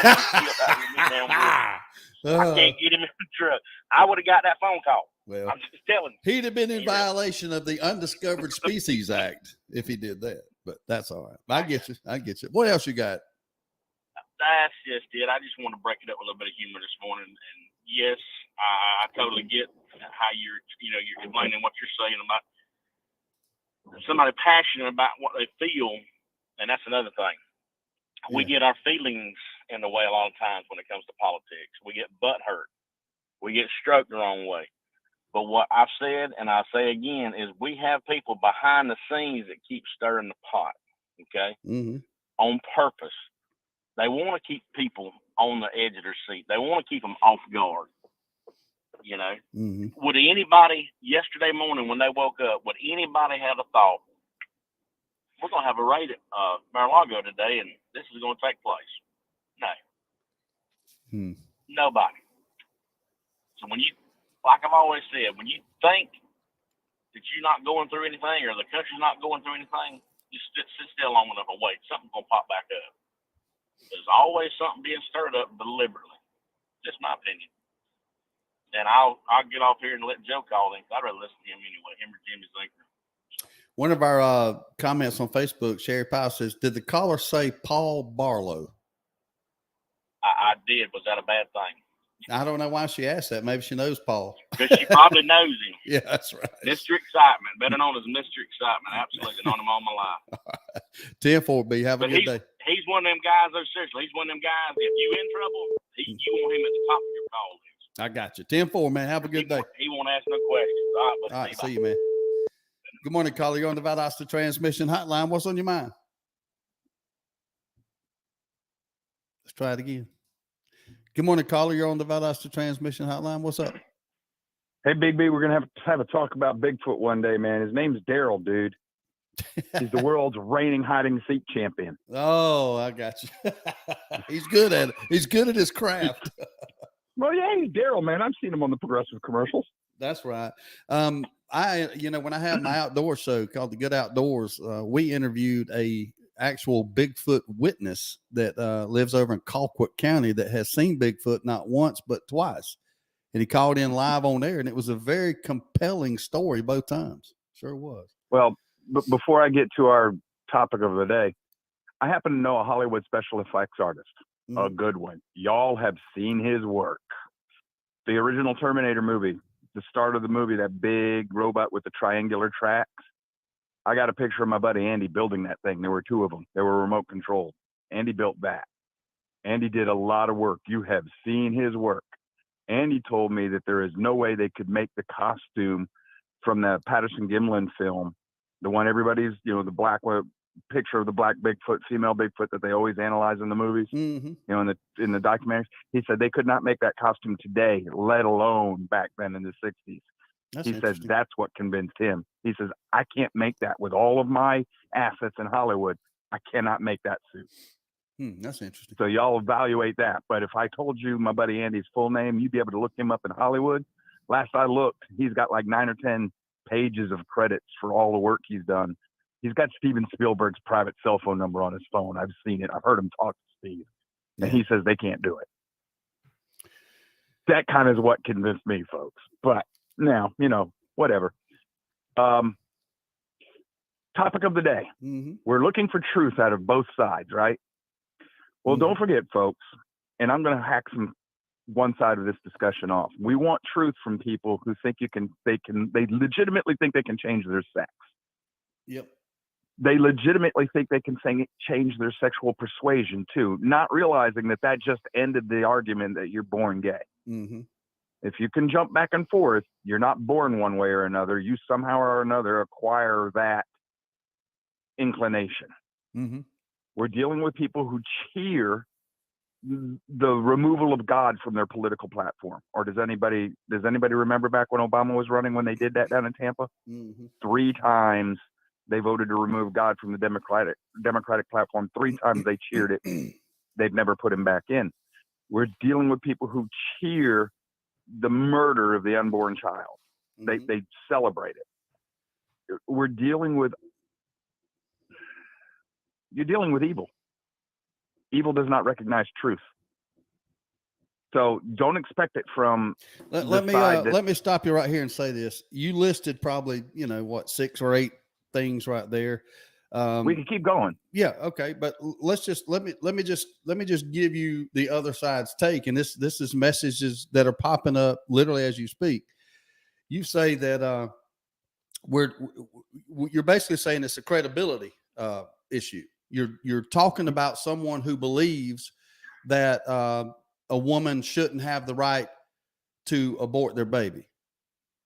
The other side's counter argument is you're dealing with, you're listening to a man on the phone right now who actually believes that a fetus is a person. You're actually well, yeah, dealing, they are by definition, but they don't believe that is my point. So exactly. But they're hold crazy. on a minute. Hold on. I know you think they're crazy. They think you're crazy. This is my point. You say you're dealing with someone that's evil. They say you're evil. I mean, I have Yes. people who listen to the show who believe that the right is the Republican Party is the most dangerous organization on the planet, that it is pure evil. There are people over there that believe a person can choose their sex. They believe they're right. Now, you and I look at them and think they're complete morons, but they actually believe that. And they look at you the way you and I are looking at them. It is the division. 50-50. I understand that, It ain't but gonna change. you got me before I could finish with my roll here, man, because I was going to roll right on into the Republicans. Okay, go ahead. If the Republicans think they're innocent, they're wrong. And here's part of the problem: they can't see their own guilt in the same thing. They're hypocrites. Mm-hmm. And I'm talking to the average rank and file Republican out there right now too. You're a hypocrite. If you're still in the GOP, you're a hypocrite. Because the GOP does nothing about any of this. Reason being, if they tried, Hillary'd start screaming until where all the skeletons are buried, and lo and behold, all your GOP fans, your sycophants that you put forward, they're going to save us, would be caught up in Hillary's exposing. Mm-hmm. Why do you think you do not have the Epstein list? Because it'd get both parties and a whole bunch of other people as well. That's a good point. You don't see the Republicans trying very hard to expose that, do you? I don't see any effort at all, as a matter of fact. No, you don't. No. They're just as guilty. This is the point. You've got two parties that are both guilty. Mm-hmm. Now, as far as folks saying, yeah, you're right. I am from your perspective, but your father was a liar and a murderer from the beginning. Mine is not. Mm-hmm. And that's your divide in this country now, folks. And the scriptures say that those who actually really see the truth is a 1/10 part. Mm. So if you think you're going to find a major majority in the world nowadays, think about this. How many people am I losing because I bring up the Bible? You think you're going to win in a culture like that? They're going to tune out just because I bring up the Bible? I got you think we're going to win in that culture? Let me tell you, you're right. I got people, and the number of them I couldn't tell you off the top of my head, but to me, it's alarming. It's an alarming number. I got people that tell me they love my show, but they will not tune in until about 6:15. And the reason they don't want to tune in until about 6:15 is so they can avoid hearing me pray and avoid hearing me say the pledge. So I totally agree with you, man. If you intertwine religion into your show very much, you will lose some people. There ain't no doubt about it. Goodbye. Yeah. Don't let the door hit you in the rump. I think you pleasing do Jesus. not I think you pleasing Jesus when you keep talking about it. Go ahead. I'm just saying, I think you're pleasing Jesus with your attitude, because you don't care what they think, right? You care what Jesus thinks. No, I don't. But the goal is not to please Jesus. I want to teach the principles of liberty. Mm-hmm. And the rule of law. Yep. The road to Concord, we're going to discuss this the first day of the show next week, why I named it that and why I learned after the fact just how accurate the name is and how apropos the name is. I didn't realize it was God named that blog. Mm-hmm. I didn't know that at the time, but it was. You and I'll discuss discuss this that next week. I think that's a good show to lead off is to why. How did it come about? Well, I got you. I want to specifically drill into what's going on with this raid down there at Mar-a-Lago. It is if you now all we got to go on is the reporting, and I've read reporting. I stayed up late last night and I read. I couldn't tell you how much reading I did about it, and it just seems to be that the FBI, DOJ, they knew that he was in possession of specifically these 15 boxes, that one of the boxes was stamped top secret or something to that nature. or classified, and that they obtained the warrant based on their knowledge that he was in possession. He did not hide that he was in possession. He freely let them in, I think, February or March, come into a Mar-a-Lago. They saw him then. They knew he was there. He's never tried to hide it. They've obtained a search warrant. According to Trump, they also looked in his safe. My thought on the safe part is that if they'd have found anything in the safe, Trump would not have mentioned that. So I don't think, by all the reading I've done, and that's just my thoughts, I could be wrong, I don't think they found anything of any consequence. But my question to you is, number one, do you think they had the legal right to obtain a search warrant to search the place? Do you think they should have done it that way? And what are your overall thoughts of why they did it? Legally, yeah, they have a right to do it. Right. I mean, you can do this. Mm-hmm.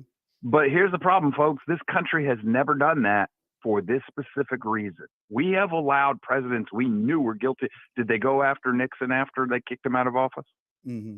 They could have prosecuted him after that. They could have done search warrants. The reason we don't do that is because what they did yesterday, what happened yesterday is basically, this is the stuff of banana republics. If a part of this country picks up our arms now and says, we're done, we're leaving, they are thoroughly justified.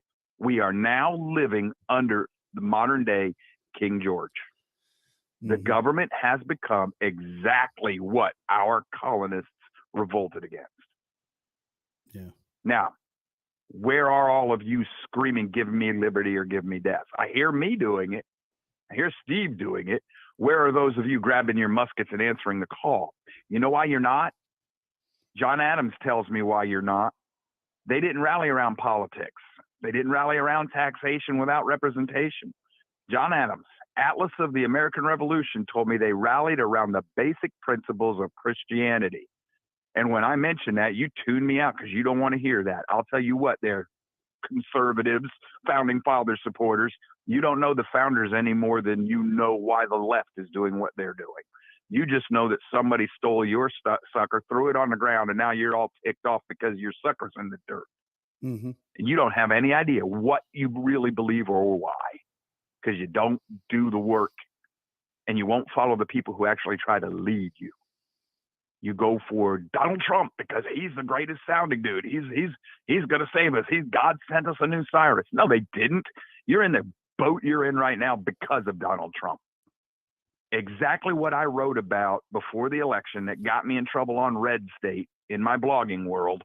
The only blog I ever had that went legitimately viral was because I told everybody, if and when Trump ran into something that was ideologically based, he'd screw it up because he wasn't ideologically based. Guess what happened when we hit COVID? Mm-hmm. He messed it up. You got Biden. Now you're looking to put the man who caused all this mess back in place. Well, guess what? It's worse than that. We got Trump because we'd allowed the mess that caused Obama. And we got Obama because we allowed the mess that caused George W. Bush. Blah, blah, blah. We go back. When are we going to fix it? Not until we return to the roots and the founding of this nation. We're not going to do that. No, we're not. We're not. This is what frustrates me. There's a clear path out of this problem, but just as clear, but we don't want it. It just as clear to me is that that's an interesting statement. We don't want it. I don't think and when I'm saying this, 98% of the country, I don't think they recognize or even know what it is. You know what I mean? I would like to think that if they did know, if they really did have a foundational grasp on the Constitution, the Bill of Rights, specifically the Declaration of Independence. Yes. I think that they would have a desire to return. Now, once they had the desire to return back, then like you, I know you agree with this, they're not going to want to pay the price we'd have to pay to get back to it. That's why I know we're never going to get back. No, they wouldn't pay the price. We're too comfortable. Yeah. You know, we're in that cycle. good men create good times create spoiled, and blah, blah, blah, blah, blah. Well, we're at the point now where we're bad people. And I'm talking about the society, not individuals in it. You always have good people in bad society. But our society as a whole is rotten to the core. And the problem is you fix a society by fixing the person in the mirror. Mm-hmm. Well, in order to do that, we all have to have a common idea of what's right and wrong. We don't have that anymore. Okay. That bumper sticker that says coexist, and everybody likes to have that. I've seen Well, it. Yeah, one of the symbols in that bumper sticker, as the very central tenet of its teaching, says do away with all the other symbols. Mm. So tell me, how do you coexist with that ideology? And what does it tell me about the moron who puts that sticker on their vehicle? And moron, folks, yeah, today we think it's an insult. Guess what? It's actually a term. There's a definition for it. It means somebody of low IQ. Doesn't mean stupid. It means somebody of a below normal IQ. Look it up in the dictionary one day. Yeah. I've used it accurately. If you're putting that up there, you're not very smart. That sticker doesn't work. Well, we live in a country like that now. Well, Steve's right, folks. About half of this country, we're 50-50 divided.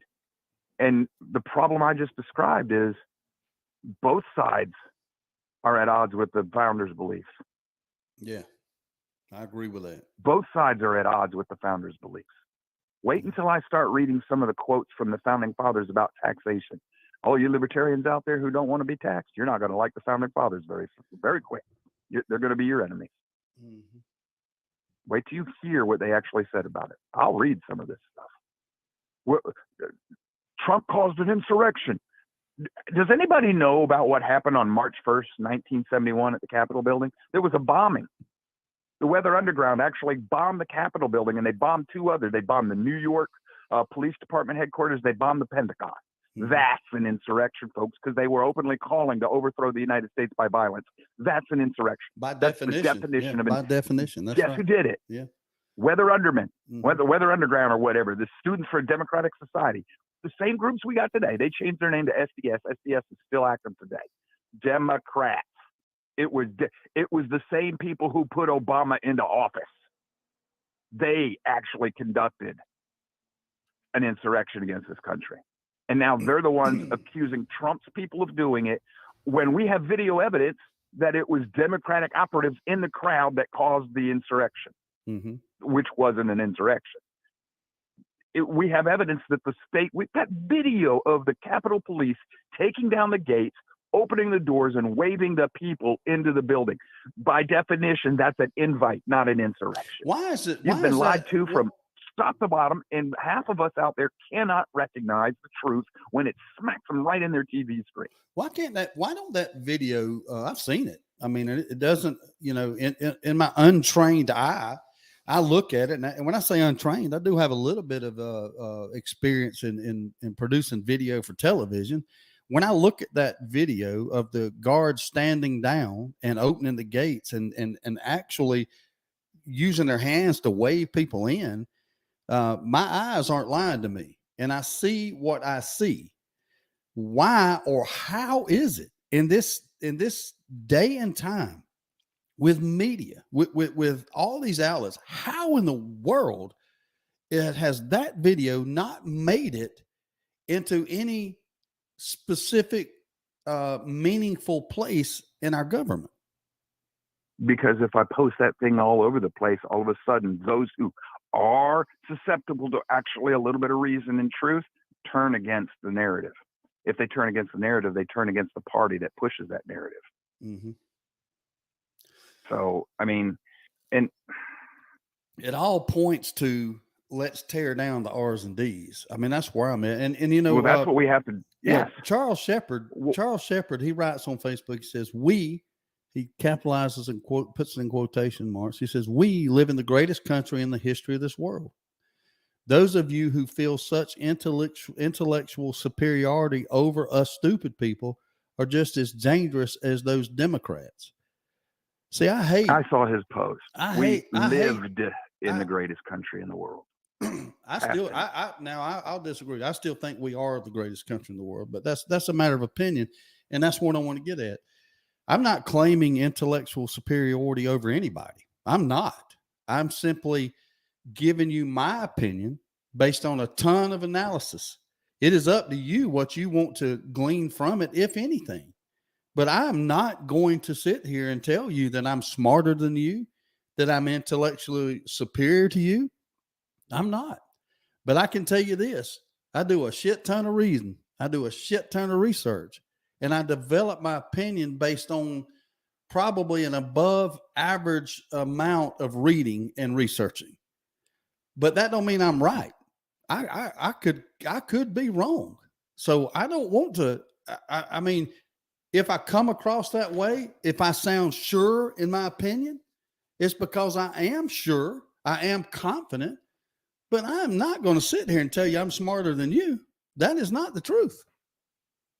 That's just my opinion. I'm not going to sit there and tell anyone that I'm right and you're wrong. I'll say I believe you're wrong, but I get to my conclusion, and I beg you to get to yours. So, see, Renee says I do a lot of research too, but my research aligns with Joe, more with Joe than yours, Steve. She says that, and I'll be honest with you, I don't know where my thoughts disagree with yours, so I don't understand that statement at all. Nothing you've said this morning. I'm not in disagreement with anything you've said this morning. So how does that happen? I don't know. I think you've covered it. And Mr. Shepard, I'm not going to defend myself. If you think I'm looking down on a group of people, fine. I tend to look at the individual, not groups. When I generalize into groups, it's a sociologist in me, and it's a legitimate evaluation technique. It works. It's part of the science that I was taught.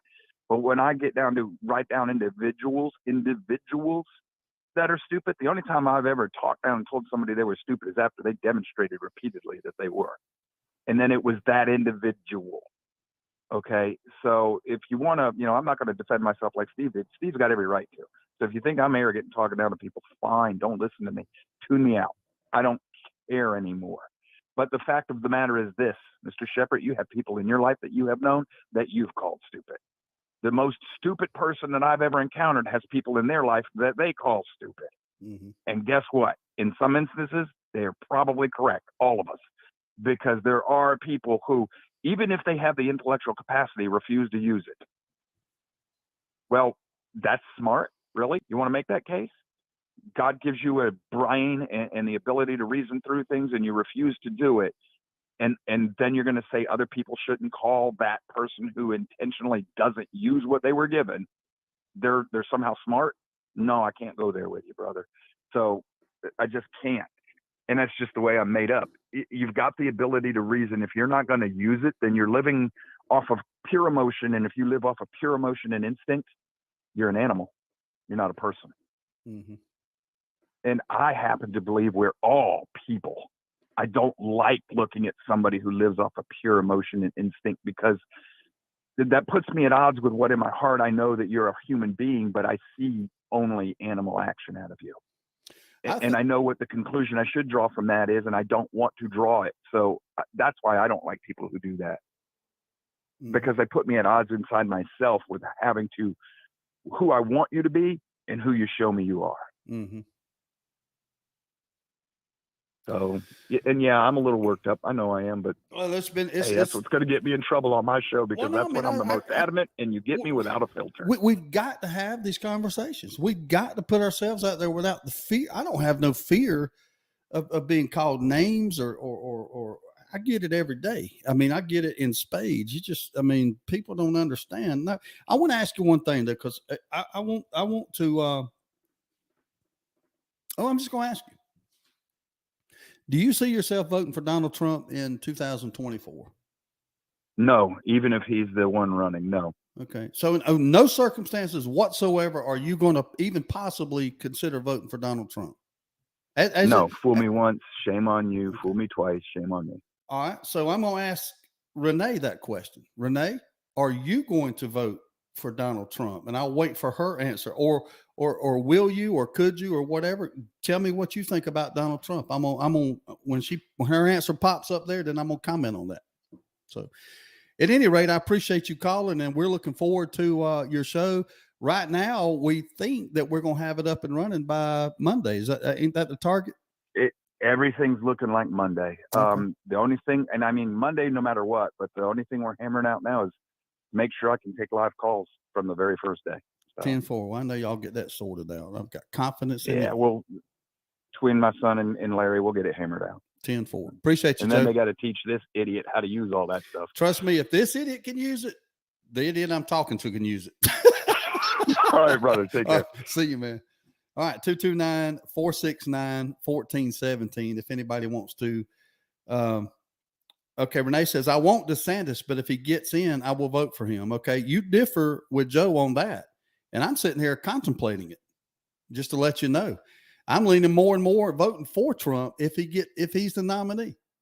So maybe you don't align with him as much as you think you do. Good morning, caller. You're on the Valdosta Transmission Hotline. What's on your mind today? Good morning this morning. Lively conversation, Jimbo. Buddy, I have been waiting for the last hour for that phone call right there. Hell, I might have even pulled a string or two to make that happen, but I'll never tell. What did you glean from that phone call? I wanted his input on that issue that's been being discussed this morning, because I got a secret for you. You may not realize this, but back in the 1930s, 1920s, you could have went to any friend of Al Capone, and he would have told you that Al Capone was nothing more than a persecuted kitten. Mm-hmm. That's not what's important. What's important is what the facts are and what you actually know. So let's look at what we actually know, as opposed to what took place last night. Mm-hmm. China, over the last 3 or 4 decades, has become a very powerful force on the globe. Yeah. China, whether you realize it or not, they're taking our missile technology and they're using it and turning it against us, and bettering it for their own use and weaponry against us. Do you remember how they got it? Mm-mm. You don't remember, do you? I mean, I indication. Yeah. Well, let's go way back in history to when Bill Clinton was vying for the presidency. Mm-hmm. Indications at the time, and the information that came out at the time, was that Bill Clinton was selling China our missile technology, and the money was getting transferred to Bill Clinton by way of his campaign donations. Is that the truth? Well, I don't know, but the math dang sure adds up. Mm-hmm. Bill Clinton is above the law. Nothing was ever done. Russia has possession and control of most of our uranium resources. They'll use it to make nuclear weapons to be used against us. Do you remember how they got it? Mm-mm.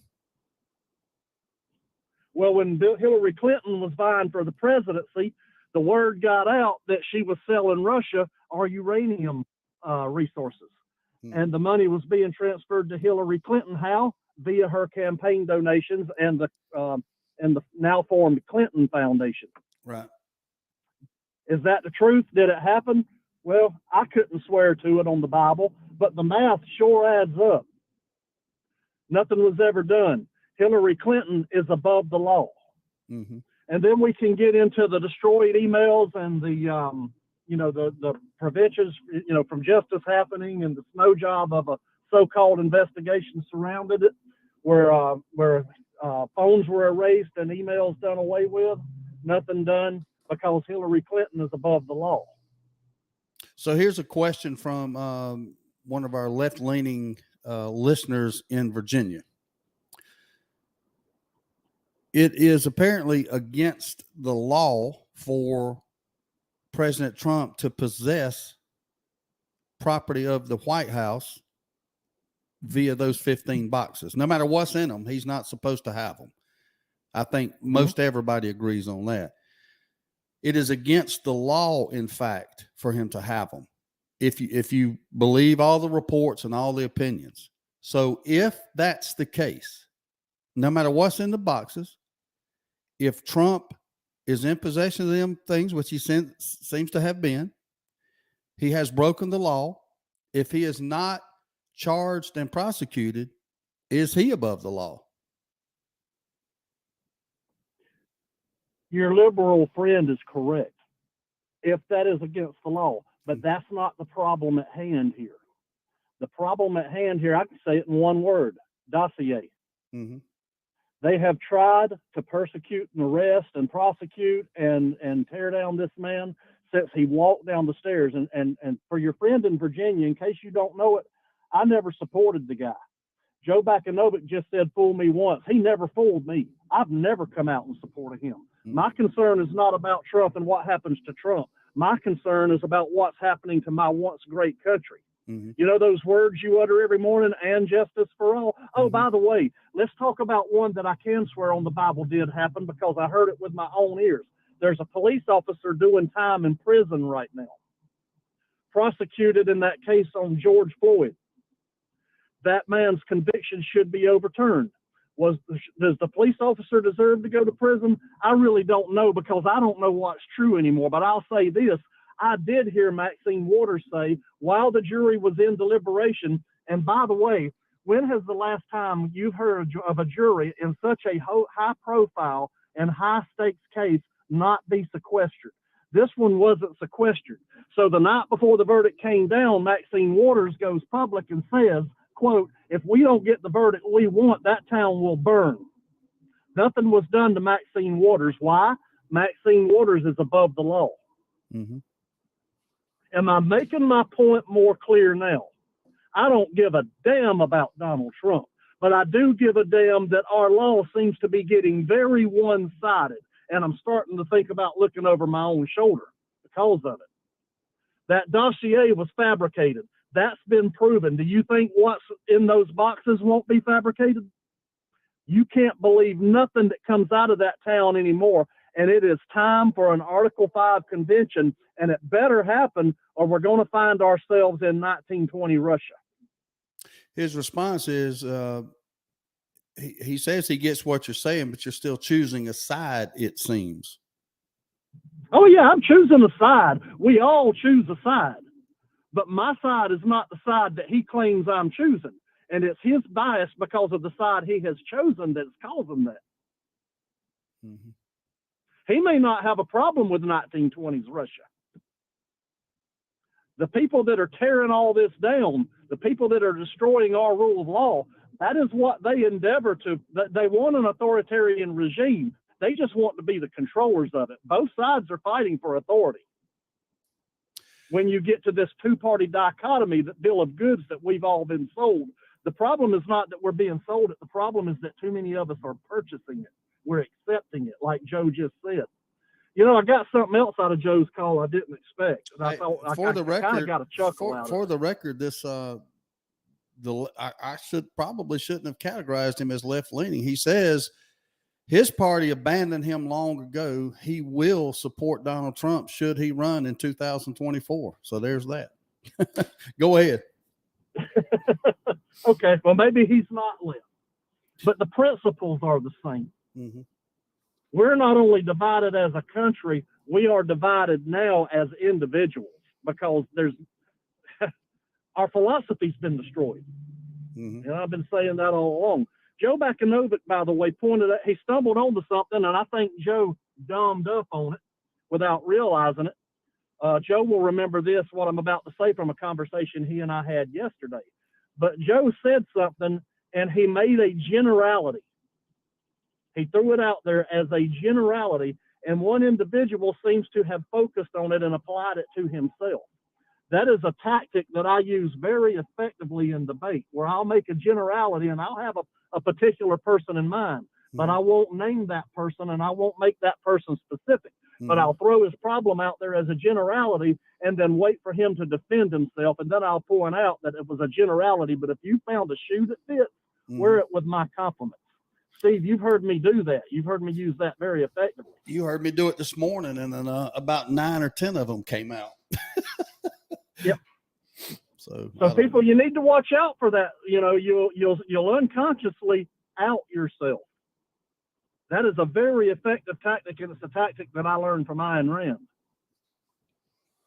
Anyway, that was the unexpected nugget of entertainment that I got out of Joe's call. But I really wanted to hear Joe's input on what went down in Mar-a-Lago last night, because I'm looking at a much bigger picture. Mm-hmm. Our politicians that are corrupt, our politicians that have sold us out to people like, places like Russia and China, they need to do prison time at best. I'd like to see something even more dire happen. It's not going to happen, but we're getting a very clear picture of the trouble that we're in now. Yeah. What do you think specifically on the event down there in Mar-a-Lago? What do you think is going to happen, or do you even ponder it? Look at what went on in Russia.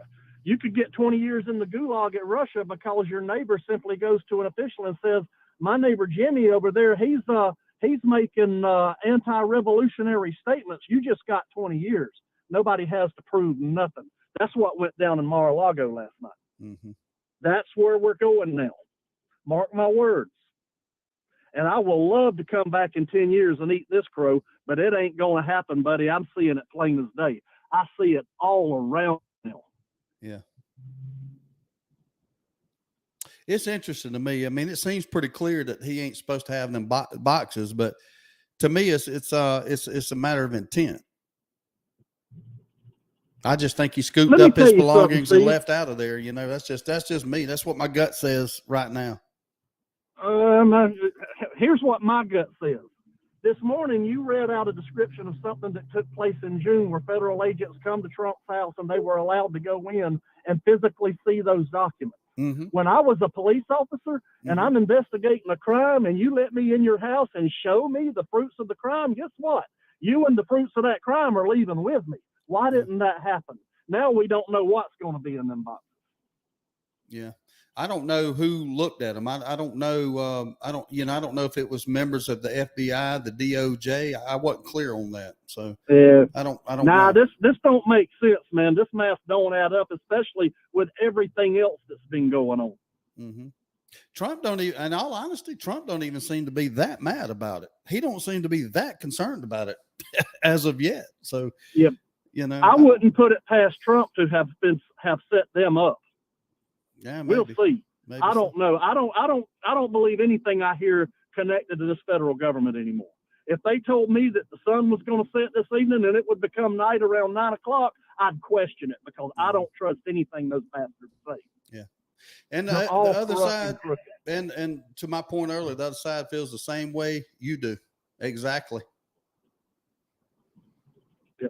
So there we go, people. Now you got Joe and Jimmy's view of it. Y'all can get back to your regularly scheduled conversation. I got to go do something. Me too. 105. 229-469-1417. No, not 105. No. I said I didn't get 105 out. You did it. Thank you. Appreciate it, Jimmy. Have a good day. Okay, just to be clear, I am not on Highway 105. 10-4. Good. That's a good save. All right. See you, man. All right, the 8 o'clock hour is over. I got to go back to the bathroom. The coffee's running through me this morning, so y'all stand by. We'll be right back. You're listening to Freedom with Steve Nichols. Be right back.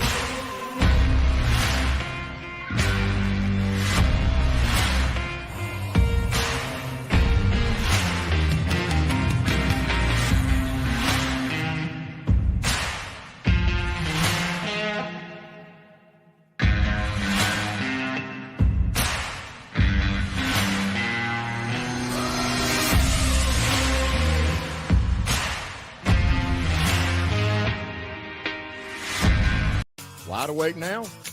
We're honored and humbled to share this time with you each and every day.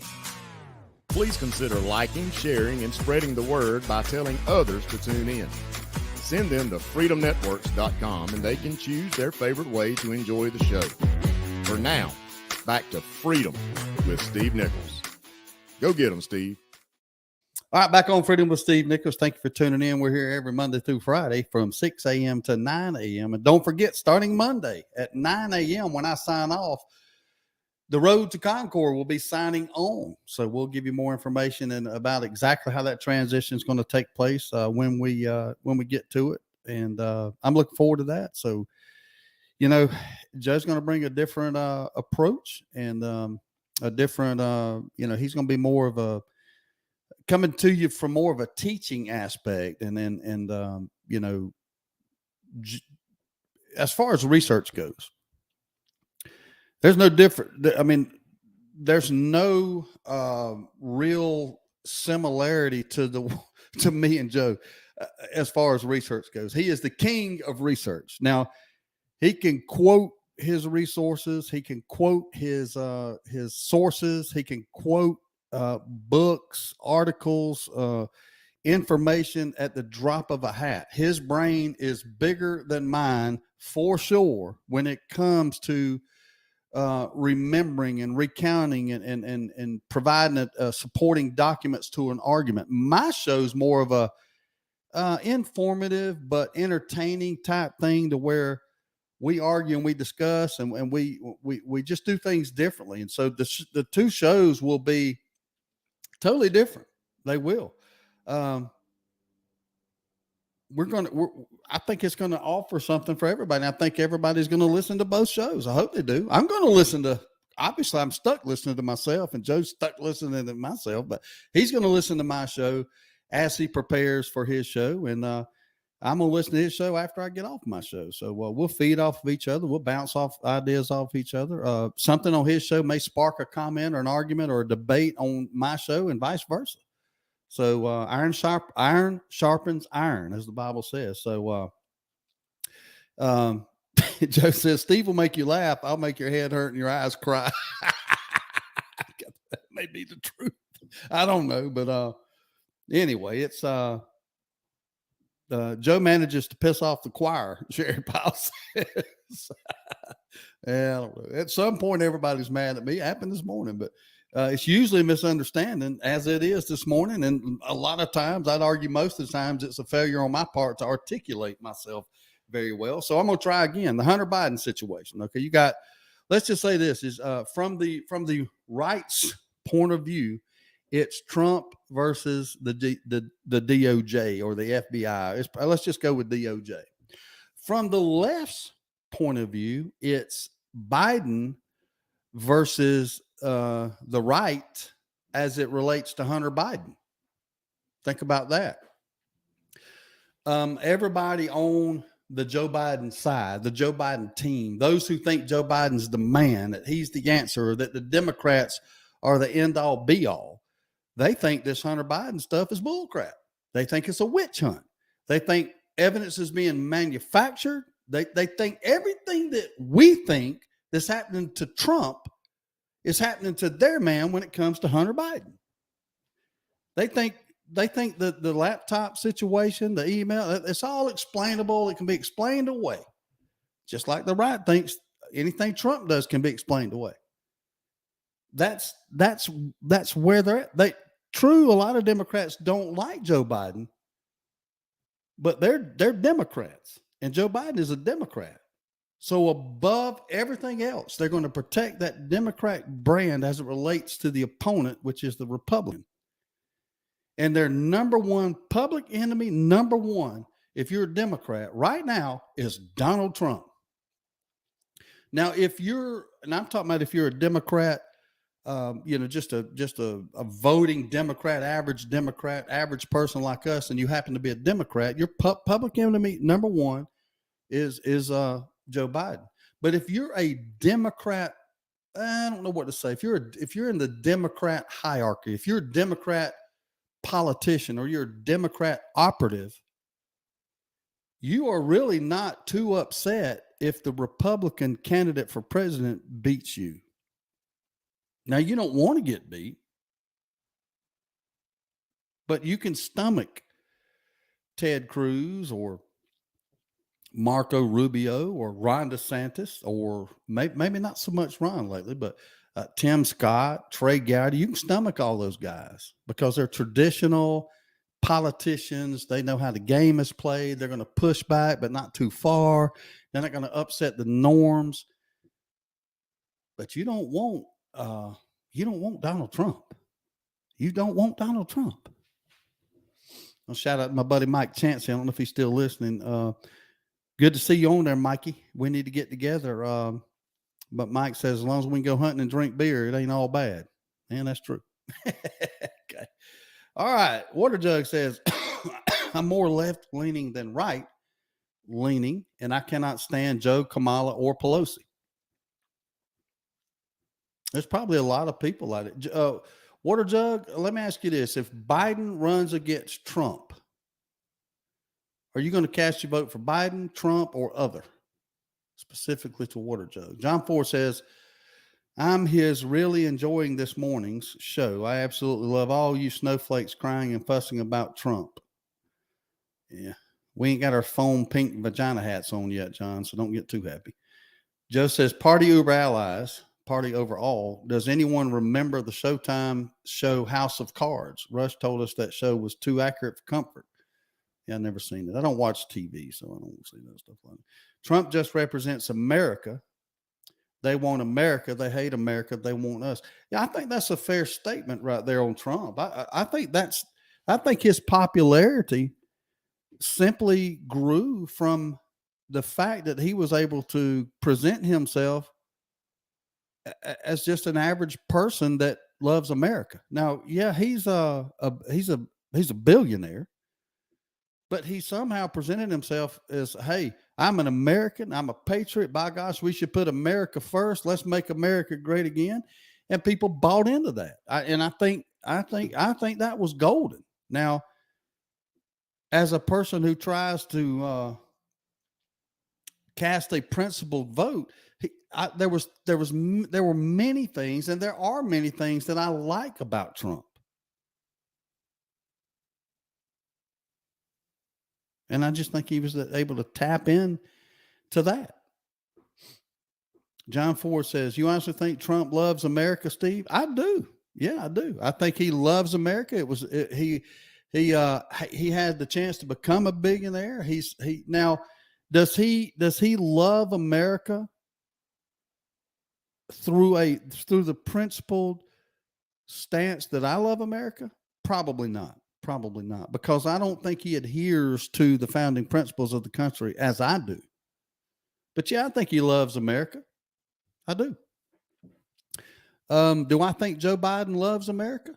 I do. I do. He sees things differently than I do, of course, politically. Do I think Bernie Sanders loves America? Absolutely not. Do I think AOC loves America? Absolutely not. Do I think Elizabeth Warren, Ilhan Omar, Rashida Tlaib, Ayanna Pressley, Cori Bush, do I think people like that love America? Absolutely not. Sure don't. And Joe's hitting on my point. The America that Joe Biden loves is not the America I love. But the America, when you pose that question to AOC, she don't love America. She wants America to be something way different than Joe Biden does. Now, Joe Biden has fallen victim to politics, and you can make the link that Joe Biden and Pelosi and Schumer have now allowed the progressive, liberal, Bolshevik, Marxist principles to come into their party a lot further. So maybe now I've got to categorize Joe Biden as someone who doesn't love America enough to save it from the right or from the left.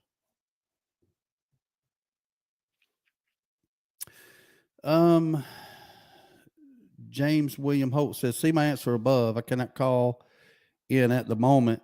I'm in Addis Ababa, Ethiopia, listening and do not have cell service. You must be on a mission trip, Water Jug. Appreciate that, man. Appreciate the hard work and appreciate you checking in from Ethiopia. That's a long way from Hayhira, or in your case, Ocilla, right? Water Jug said, I will probably vote for other unless Trump is the other. If Trump runs third party, I'll vote Trump. That's interesting. That's an interesting statement. I appreciate you making it. Biden loves America. He wants us to be. Yeah, I think that's what I was touching on. I think that the old Joe Biden probably loved America and wanted an America similar to what I want, but he allowed himself to be skewed further over to the left by the infiltration of party politics and the mantra of winning. I don't know. 229-469-1417. Let's take a look at the weather. Excuse me. Today's weather. Mixed clouds and sun this morning, scattered thunderstorms developing this afternoon. High will be around 90 degrees Fahrenheit. Winds out of the south-southeast at 5 to 10 miles per hour. Chance of rain will be 40%. Tonight, isolated thunderstorms. Skies will become partly cloudy after midnight, low of 71. Winds light and variable. Chance of rain 30%. That's brought to you by Recycle Center Equipment, 900 Boundary Street in Quitman. They open at 9 a.m. this morning. You can call them at 229-563-5300 for all your questions. You got old cars out there, junk steel, aluminum, copper. Turn all that into money. Just give them a call and see what you need to do and what you might have on your hands and see if they can help you out. They've been with us for a while now on the weather sponsorship. Fish and game forecast. Getting good. This evening's the time to go. The peak bite is at 6:20 p.m. So if you can get out there about 6, you'll be right there while they're biting, and they'll bite all the way to dark before it hits the fair zone at about 8:30 p.m. So it's a good time to go fishing in the evening. That's brought to you by Plantation Creek Real Estate. My buddy Reed Hall, man, he's on a roll lately, posting these cool properties. Got 171 acres up now. Y'all check it out. Plantation Creek Real Estate on Facebook. You just Google Reed Hall and Plantation Creek Real Estate. He'll help you out. If you need his number, just call me or shoot me a message. Also go to plantation59.com. That's Plantation 59 Apparel, located in Tifton, Georgia, right by Tractor Supply. So y'all go check that out. There's some cool stuff in there. What else is on our mind today? Let's look around there's some oil prices. A barrel of Brent crude, $93.95. So it keeps sliding down a little bit. Not a real difference in the price of diesel still. It's come down just a few pennies, but it's still hovering around $5 on the national average. So you guys think there's a lot of problems going on with oil industries and oil tanks. There's a third oil tank caught on fire in a massive fire in Cuba. There was problems with some of the oil things over in Saudi Arabia. So that's something that I'm keeping my eye on to see if there's anything happening. Cryptocurrency, Bitcoin 23,695.28. It's up 1.5% over the past 7 days. We'll continue to watch that as we go through our days here. Headlines across the pond. The Trump raids, the number one headline. Olivia Newton-John's death's on there. Agents broke into a safe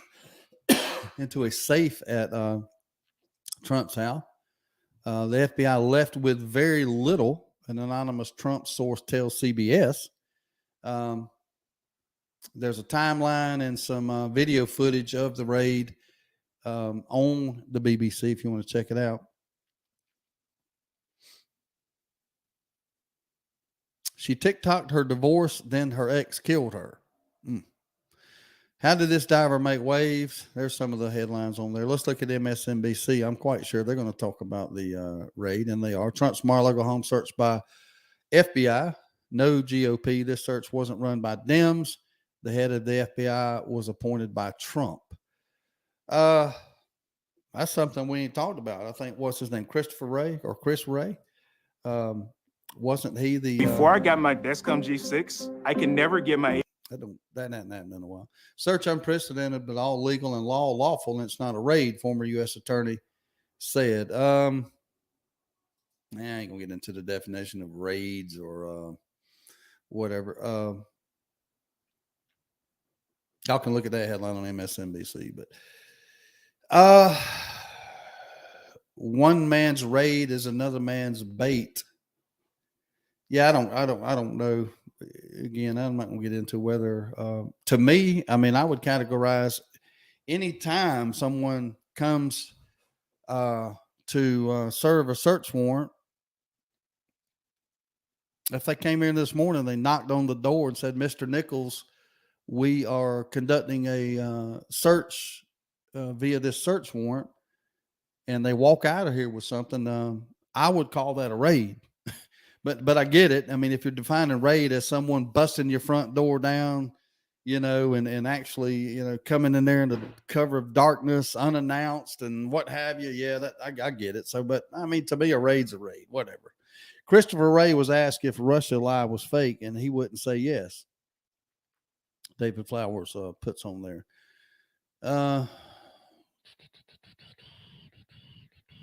U2RT. I don't know what that is. That's communications between y'all. Pull the covers back. You'll see Obama, Soros, and Pelosi are behind all this crap. You must be a billionaire. That's who they're going after. Aaron Spikes, you're absolutely correct. Aaron says there are more powerful people behind those three.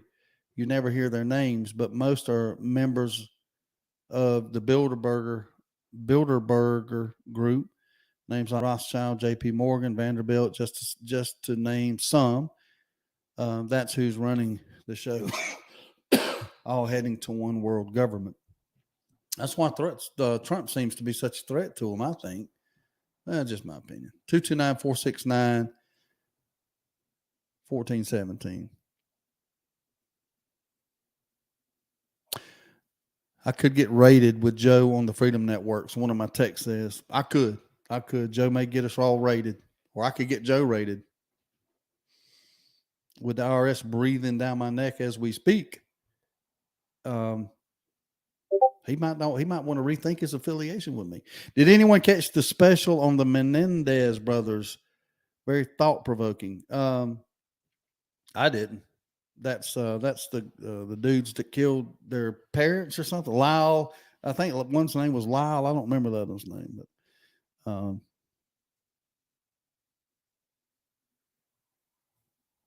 don't know. All right, what else is in the headlines? Of course, Ron DeSantis is mad about the raid. They're terrified of him. Trump supporters outside Mar-a-Lago react to the raid. Okay, here's let's just look at this. Remember, I always say there's a difference between Democrats and Republicans and how we protest, and the Democrats. Not all of them. I got to always put that out there because I get accused of saying they all do it. Not all of them, but more. I would argue, based on evidence, that more Democrats are over the top in their protests than Republicans. Again, I don't see Republicans en masse wearing pink vaginas on their heads. I don't see them pouring blood all over them or streaking naked through the streets, bashing into the Best Buy and stealing TVs. I don't see all that coming from the right. Now, if y'all want to try to point that out to me, I'd be glad to take a look. But let's look at some of the demonstrators here for Trump in front of the Mar-a-Lago estate. There's one, and he has the audacity to have a American flag hat on. Here's one carrying a Trump flag, wearing a Trump hat. I don't see anybody breaking anything. I see him holding up signs. Here's another one wearing a Trump hat. There's a lady behind him wearing a Trump banner. Here's a young lady with pigtails wearing a Keep America Great hat. I just don't see anything out of the ordinary except support for their candidate right there. Good morning, caller. You're on the Valdosta Transmission Hotline. What's on your mind today? Good morning, Steve Nichols. Good morning, John. How are you, buddy? Hey, man, I'm ecstatic. Hey, I know you know his name. Jesse Waters was interviewing Dan Bongingo, whatever his name is. Mm-hmm. You know him? Oh yeah. I know both of them. I don't watch them, but I know them. Okay. Well, man, Dan Bongingo or whatever went off. He lost his mind. He said, "This is bullshit, what they're doing to Trump." Mm-hmm. And I don't know if you do Twitter or not, but the right are losing their minds, like 2016 when the liberals were crying when Hillary lost. Oh yeah. I just think it's hilarious, you know. Of course, I hate Trump and everything, but it was hilarious when the left was crying over Hillary. I do agree with you that both sides are the same, but I'm going to have to push back on you on this. I think y'all, you yourself, and of course your audience, I think y'all just making too big of a deal. Y'all are overblowing this. Of course, your two philosophers, Jimmy and Joe, they want to put out there the fear when Jimmy said, "I'm going to have to look over my back." No, you don't. Shut up, man. He just wants to put that fear out there. But yeah, man, yeah, Steve, y'all are just overblowing this stuff. I mean, this ain't going to affect you in everyday life. I'm not going to speak for Joe and Jimmy, but I will speak for myself. Give me an instance this morning in my commentary where you think that I've overblown anything concerning this raid. What have I said that you think is overblowing it? Yeah, of course, sure, I will. I mean, for one, you started screaming and yelling, and at your age, Steve, that's not good. You need to watch that stuff. But I mean, you started cussing. I mean, come on, Steve, it ain't that important. And maybe you was playing around, but that's just one example. That had nothing to do with what I think the raid was. That was I started yelling and we got heated because I made I pointed out that both sides feel the same about their candidates. So again, I failed to see how I don't see a connection of any commentary I've had about the raid itself that would be inaccurate or that you wouldn't agree with. I've said I've reported the facts. He had the 15 boxes in there. They got a search warrant. They went in there. I don't see nothing illegal. I don't see nothing out of the ordinary. I fail to see how you would think that I'm losing my mind over the raid. I'm not. Well, maybe I missed something. Maybe you're right, and well, you often do. do. Let's just be honest. You often do miss something when it comes to characterizing me. You know, but yeah. So if they got the warrant, if they followed the law, they had probable cause, the judge signed it, I ain't got no problem with it. Well, I'm glad you say that, and I'm glad to hear you say that on your show. And even Joe. And you're even starting Joe. to. Hey, even Joe. Say again, I'm sorry. Even Joe said the same thing I just said. He said he don't see nothing. Oh, well, I don't listen to what he says, so I don't know what he said. Well, that's your problem. But, you don't listen to him, so you're not gonna hear anything that would cause you to have that look. problem. I'm never gonna listen to that man. Well, I mean, in my life, that don't surprise me. You don't care about the truth. You don't care about. You don't care to ponder the other side. You don't care to even consider it. Not his side. His side is in Never Land somewhere else. Even though he proves I'm gonna his leave position, him alone. even though he proves his position, even though he proves his position and his point, I don't believe it does. Or backs it. Have you researched it? No, like I said, I don't listen hadn't. to what he says. I don't care what he says. Then there's no value to continue the conversation. If you're not willing to ponder it, hear his backup, hear my backup, and then try to refute it. I mean, we're burning airtime that's valuable in the preservation of freedom, and there's just no value in hearing his comments. There's just zero value in it. 229-469-1417.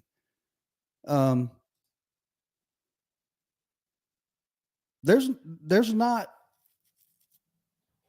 a whole lot that I disagree with Joe on. There may be some nuances that we differ on, but there's just not, I can't think of a whole lot that we disagree. I probably disagree more with some things that Jimmy says than Joe, but I mean, they're close. I don't challenge Joe because he usually backs it up with good, solid research that I can go to, which I do in order to see if he's right or wrong. John's not willing to do that. There's just absolutely no value in talking to him. Good morning, caller. You're on the Valdosta Transmission Hotline. What's on your mind? River's down a little bit more. They told me to come in as long as I have no symptoms. No symptoms. Do you have a negative test? I don't know. I'm going to do that when I get there. Oh, okay. I got you. Interesting. So anyway, hey, I like what Bakanovic said. He reminded me of the Weather Underground and the bombs, the bombings that went on. I was a young man then. I was a kid. I wasn't even a man. I was a child. But I remember when that was going on. I remember my parents talking about it. And that was a declared insurrection of violence against this government. Whereas I compare that with what happened January, was it 6th or 2nd, whenever the hell it happened, 6th? That looked more of just like a rabble that got out of control to me, a riot. And I like Joe Bakanovic. Lay off of him, John Ford. Well, I mean, it's just, Not I that mean, he needs me to defend him, but yeah, I mean, I really like listening to his arguments. I can't wait for his. I can't wait for his show to start. Well, yeah, there's simply no value in trying to discuss Joe with John when Joe has when John has no interest in trying to prove Joe right or wrong. I mean, it's easy to see where John has went astray when he is showing that he has no desire to back up or prove something someone says. He is totally willing to be comfortable getting his information from the news and just letting them tell him what he should think. He has proved that he has no desire to find the truth. He just accepts the media's truth or whatever news outlet or he just accepts that as the gospel. I guess I'm to the other extreme. I accept none of it as gospel. I question everything. And if I took exception to what Mr. Bakanovic or anybody else on this platform said, I would listen to them more intently. Yeah. And like you said, try to prove them right, try to prove them wrong. But I would try to prove a counterpoint. But Mr. Bakanovic, I can tell you, is going to be hard to engage in an argument because you're right. He's got his crap together. He understands how to formulate an argument. He goes in armed with facts. So, you're not going to ever gain a lot of ground on him debating if you're listening to the news. I'm just you're going to have to listen to him. I'm just going to put it out there. I've known Joe now for probably, I'm guessing here what Joe's listening. I've known Joe for about 4 years, and your comment there spurred something in me. When Joe first called, now Jimmy Zinker introduced me to Joe, so I'm thankful to Jimmy for doing that. When I first heard Joe call, and he called for a few weeks, and then I invited him on my show. I thought, this is one of the most arrogant pricks I have ever encountered in my entire life. I've never seen anybody like this. This guy's a pompous asshole who thinks he knows everything. So what I started trying to do is when he said something, I tried to prove him wrong. And then I started trying to prove him right. I started having more success when I took the tack, taught to me by Joe, to if somebody says something, try to prove them right. Go dig, and if you can prove them right, they're probably right. If you can't prove them right, they're probably wrong. So I started this. I said, I'm going to prove that joker wrong. And I've never been able to do it in 4 years. If he digs his heels in and he produces a lot of, and Water Jug made mention of this, Joe don't get it from one source or two sources. When he tells you this is what the general welfare clause meant in the Constitution, he's going to give you 10 things to look up. Okay. And you're not going to be able to refute him and call him a liar. At best, you can come to the conclusion, well, I disagree with the analysis. I disagree with how you interpret the information that Madison says. We may do that, and sometimes we do. But I never have actually been able to prove Joe Bakanovic wrong on anything. Now, Renee says, yep, Joe knows way more than I do, but I'm leaning. And she says, really? Steve, you're close. Laugh out loud. I take that as a compliment because I think it's getting harder and harder in my growth and in my study to prove me wrong. And that coming from Renee by telling me I'm close to being an arrogant, pompous asshole. I think that's what she's trying to say. I take that as a compliment. Well, I enjoy listening to him. I enjoy listening to the platform. But I just tell John Ford, man, you have to listen to the other side. I listen to Richard Marks. Richard Marks is not a total idiot. You can glean information from some of the things he says. And if you want to counter his argument, you're going to have to listen to some of the things he says and consider it, and consider some of the strong elements of his arguments if you ever want to assail the weaker ones. That's what they taught us in debate class. Well, we have different personalities. Okay. Joe and I, you and I, John Ford and I, Water Jug and I, Jimmy and I, it don't matter who, we all have different personalities. So when someone calls up, well, I'm going to use you as an example. Usually a lot of times you'll call up and we'll talk about opinions, but when we talk about a specific subject like COVID or monkeypox or the CDC, because of what you do for a living, man, you can just off the top of your head cite source after source after source. You can copy and paste it. You've sent it to me. You've sent me links to YouTube videos and this, that, and the other. By the way, I watched that Harvard girl in that takedown, and I do see why you said she's similar to what I'm trying to achieve. I thought so too. But anyway, I appreciate you sending me that. I found it interesting. Good 6 minutes and 14 seconds or whatever it was. But when we talk about a subject that's in your field, you don't just, every time you talk to me about it, if it's prescription drugs, if it's thoughts on Medicare, whatever, you send me an opinion or a stance based on fact, and you always send me corresponding facts in the articles that you glean that from, so I can ponder them too. And I've not been able to be able to disagree on that content. Now, we may interpret it a little bit different, but that's okay. We're doing the research. So anyway, there you go. Yeah, if everybody would work together and just, I don't know. I don't see even Richard Marks. There's some fundamental level. I do kind of like that guy. I miss engaging with him on discourse. I think he takes things lightly like I do. He's not over serious. But, we disagree. We're diametrically opposed on our ideals and ideas of government so much. And he actually texted me today. He wanted a copy of that Harvard YouTube, that lady on YouTube. Yeah. I hope he ponders it. If you're listening, Richard, ponder that and think about it.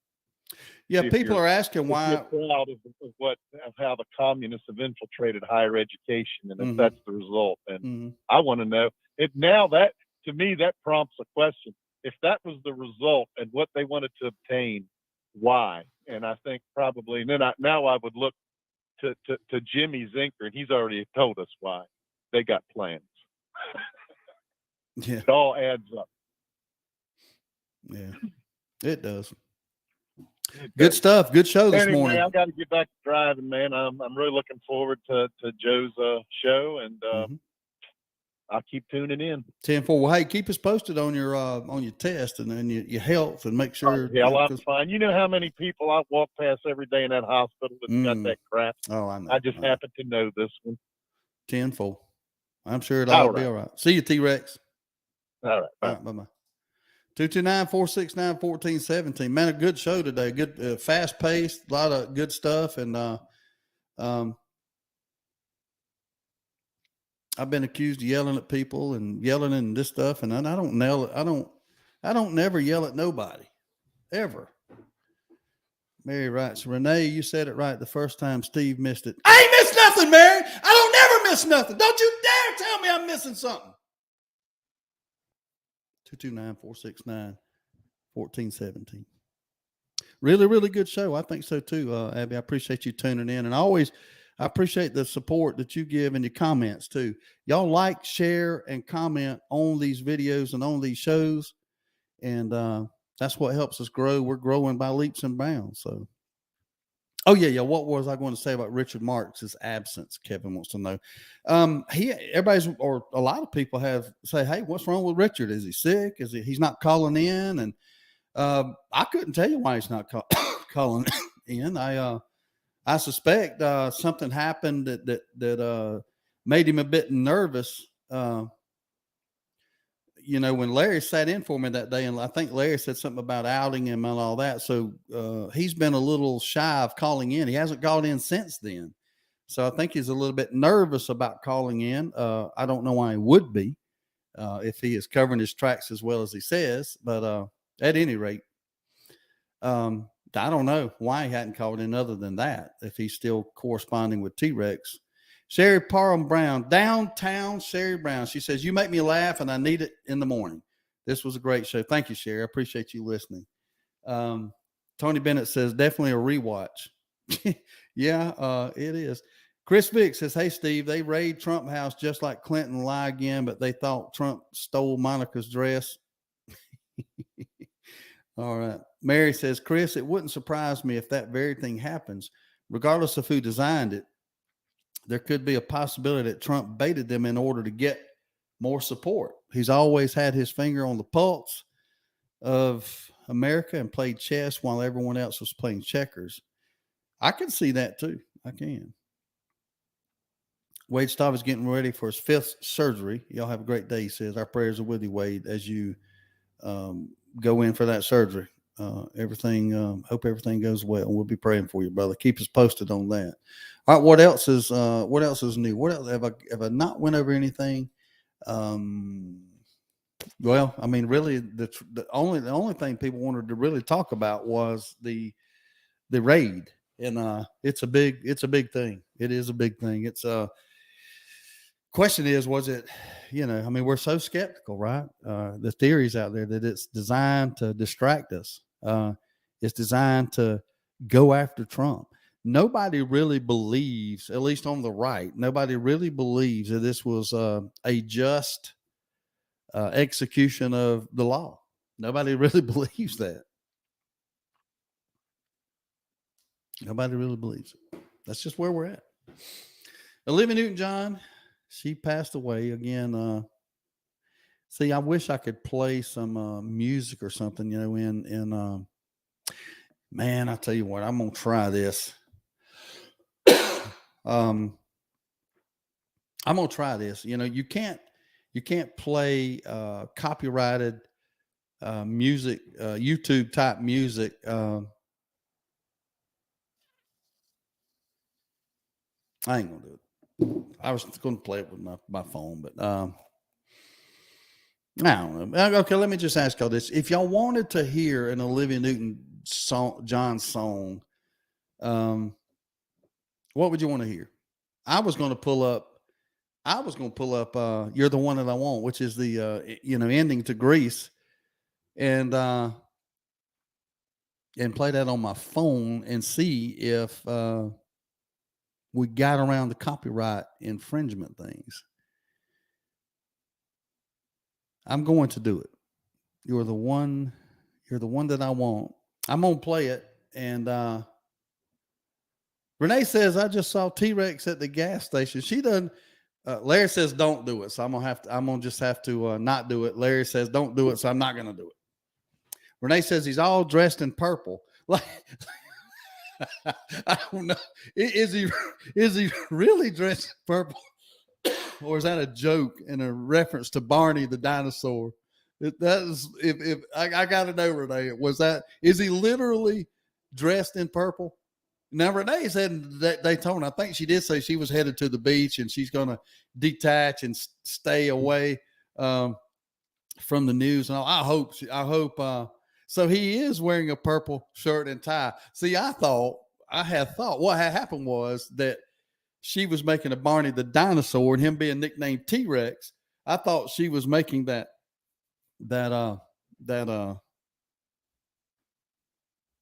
That insinuation. Okay, so anyway, I hope that you don't detach from our show, Renee. She says she can't stay away from the news now. Yeah, I'm a news junkie too. I have to check it like every hour on the hour, but it's just the way it is. So I can't get over this T-Rex sighting. She done spotted the purple dinosaur T-Rex at the gas station. And it just makes me think of Barney, and it just makes me want to sing. I love you. You love me. We're a happy family with a great big hug and a kiss from me to you. Won't you say you love me too? This will probably be the most watched and listened to show in the history of Freedom with Steve Nichols.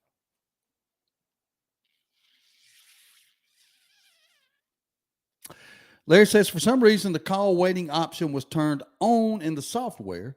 I thought we had turned it off. It's off now, so this should take care of it. I hope so. Sherry says, you can still sing. I can sing like a songbird. Some accuse me of being a drunk songbird or a sick songbird, but I'm singing like a songbird. Big B says there are dolphins in the Gulf of Mexico with their heads out of the water and turned sideways now. Are they in awe of my beautiful singing voice? Mary posted I think it's, I can't see it real well. I think it's like a wow face. She's like in awe of it. Chris says I should try out for American Idol. Yeah, I should, Chris. You're right. I should. Danny says, go to Mar-a-Lago, send back news. He's talking to Renee, I think. I think she should. She should go right on down to Mar-a-Lago. Sid says, my youngest daughter loved watching Barney. One morning I found her watching Barney with her pet Bantam chicken feeding it toast. That's funny right here. Jim Parker says, like a raven. You mean like Raven Simone?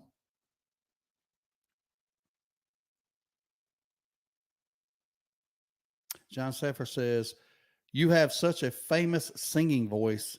Sign off with an ONJ tune.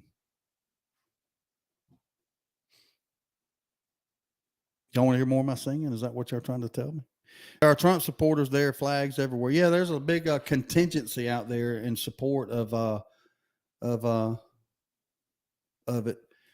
Steve, you should sing the "You're the One That I Want" song on your way out. Hey, Sherry Palm says one day you have to dance like you did in the Gold Digger office. Like yeah, Miss Sherry and I used to work together. We had a lot of fun back there, and I occasionally I was guilty of getting up and busting a move for everybody. I thought somebody'd throw $1, but nobody ever did. Renee does have her Trump sign with her. So somebody wants me to sing "You're the One That I Want." I don't know about that. Let me look. Let me see. Larry, can I get in trouble of singing the lyrics myself? Larry is the governor here of the you're the one that I want. I can't sing it without no music. Without any music, I should say. And I couldn't sing Olivia's part anyway. Renee says no. Renee, you're saying no because of the effect it would have on you, the pure heavenly angelic sound coming over the microphone there or the speakers in your would it just be overwhelming? Because I wouldn't want to cause you any harm by singing it. You know what I mean?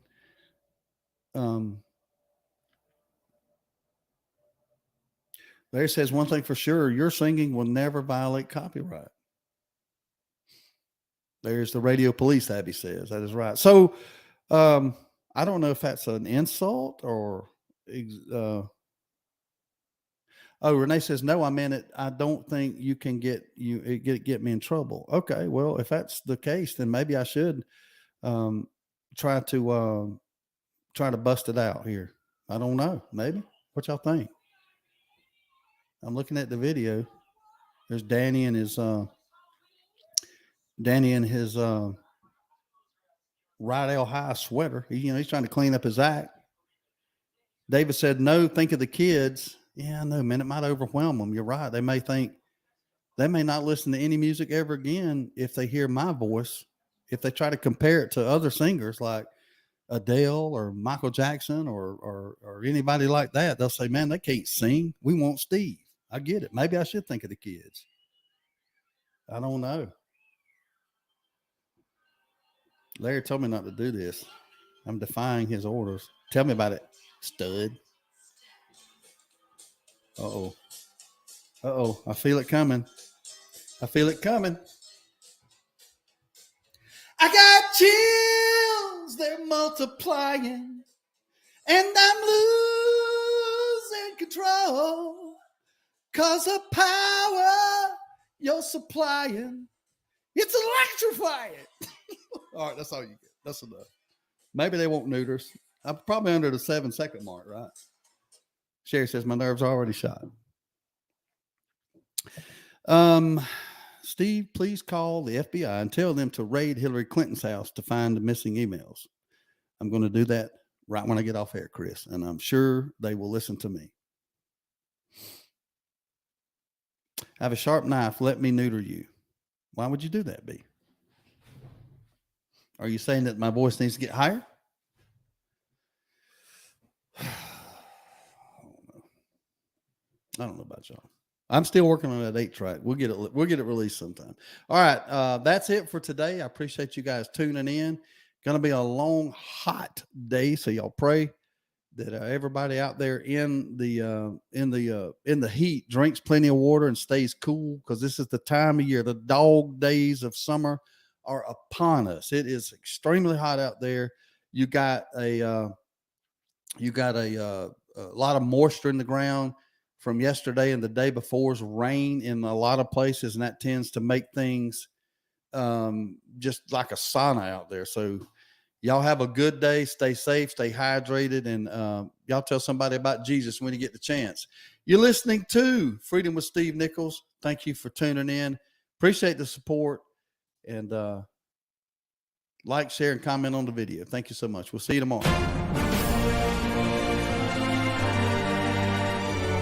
We at Freedom with Steve Nichols want to thank each and every one of you for listening. Together, we will protect, defend, and promote the freedom as our founding fathers envisioned. We believe in the spirit of the Declaration of Independence and strive to protect that spirit daily. Please thank and utilize the goods and services of our sponsors and advertisers every chance you get. For now, we bid you farewell. Have a great day.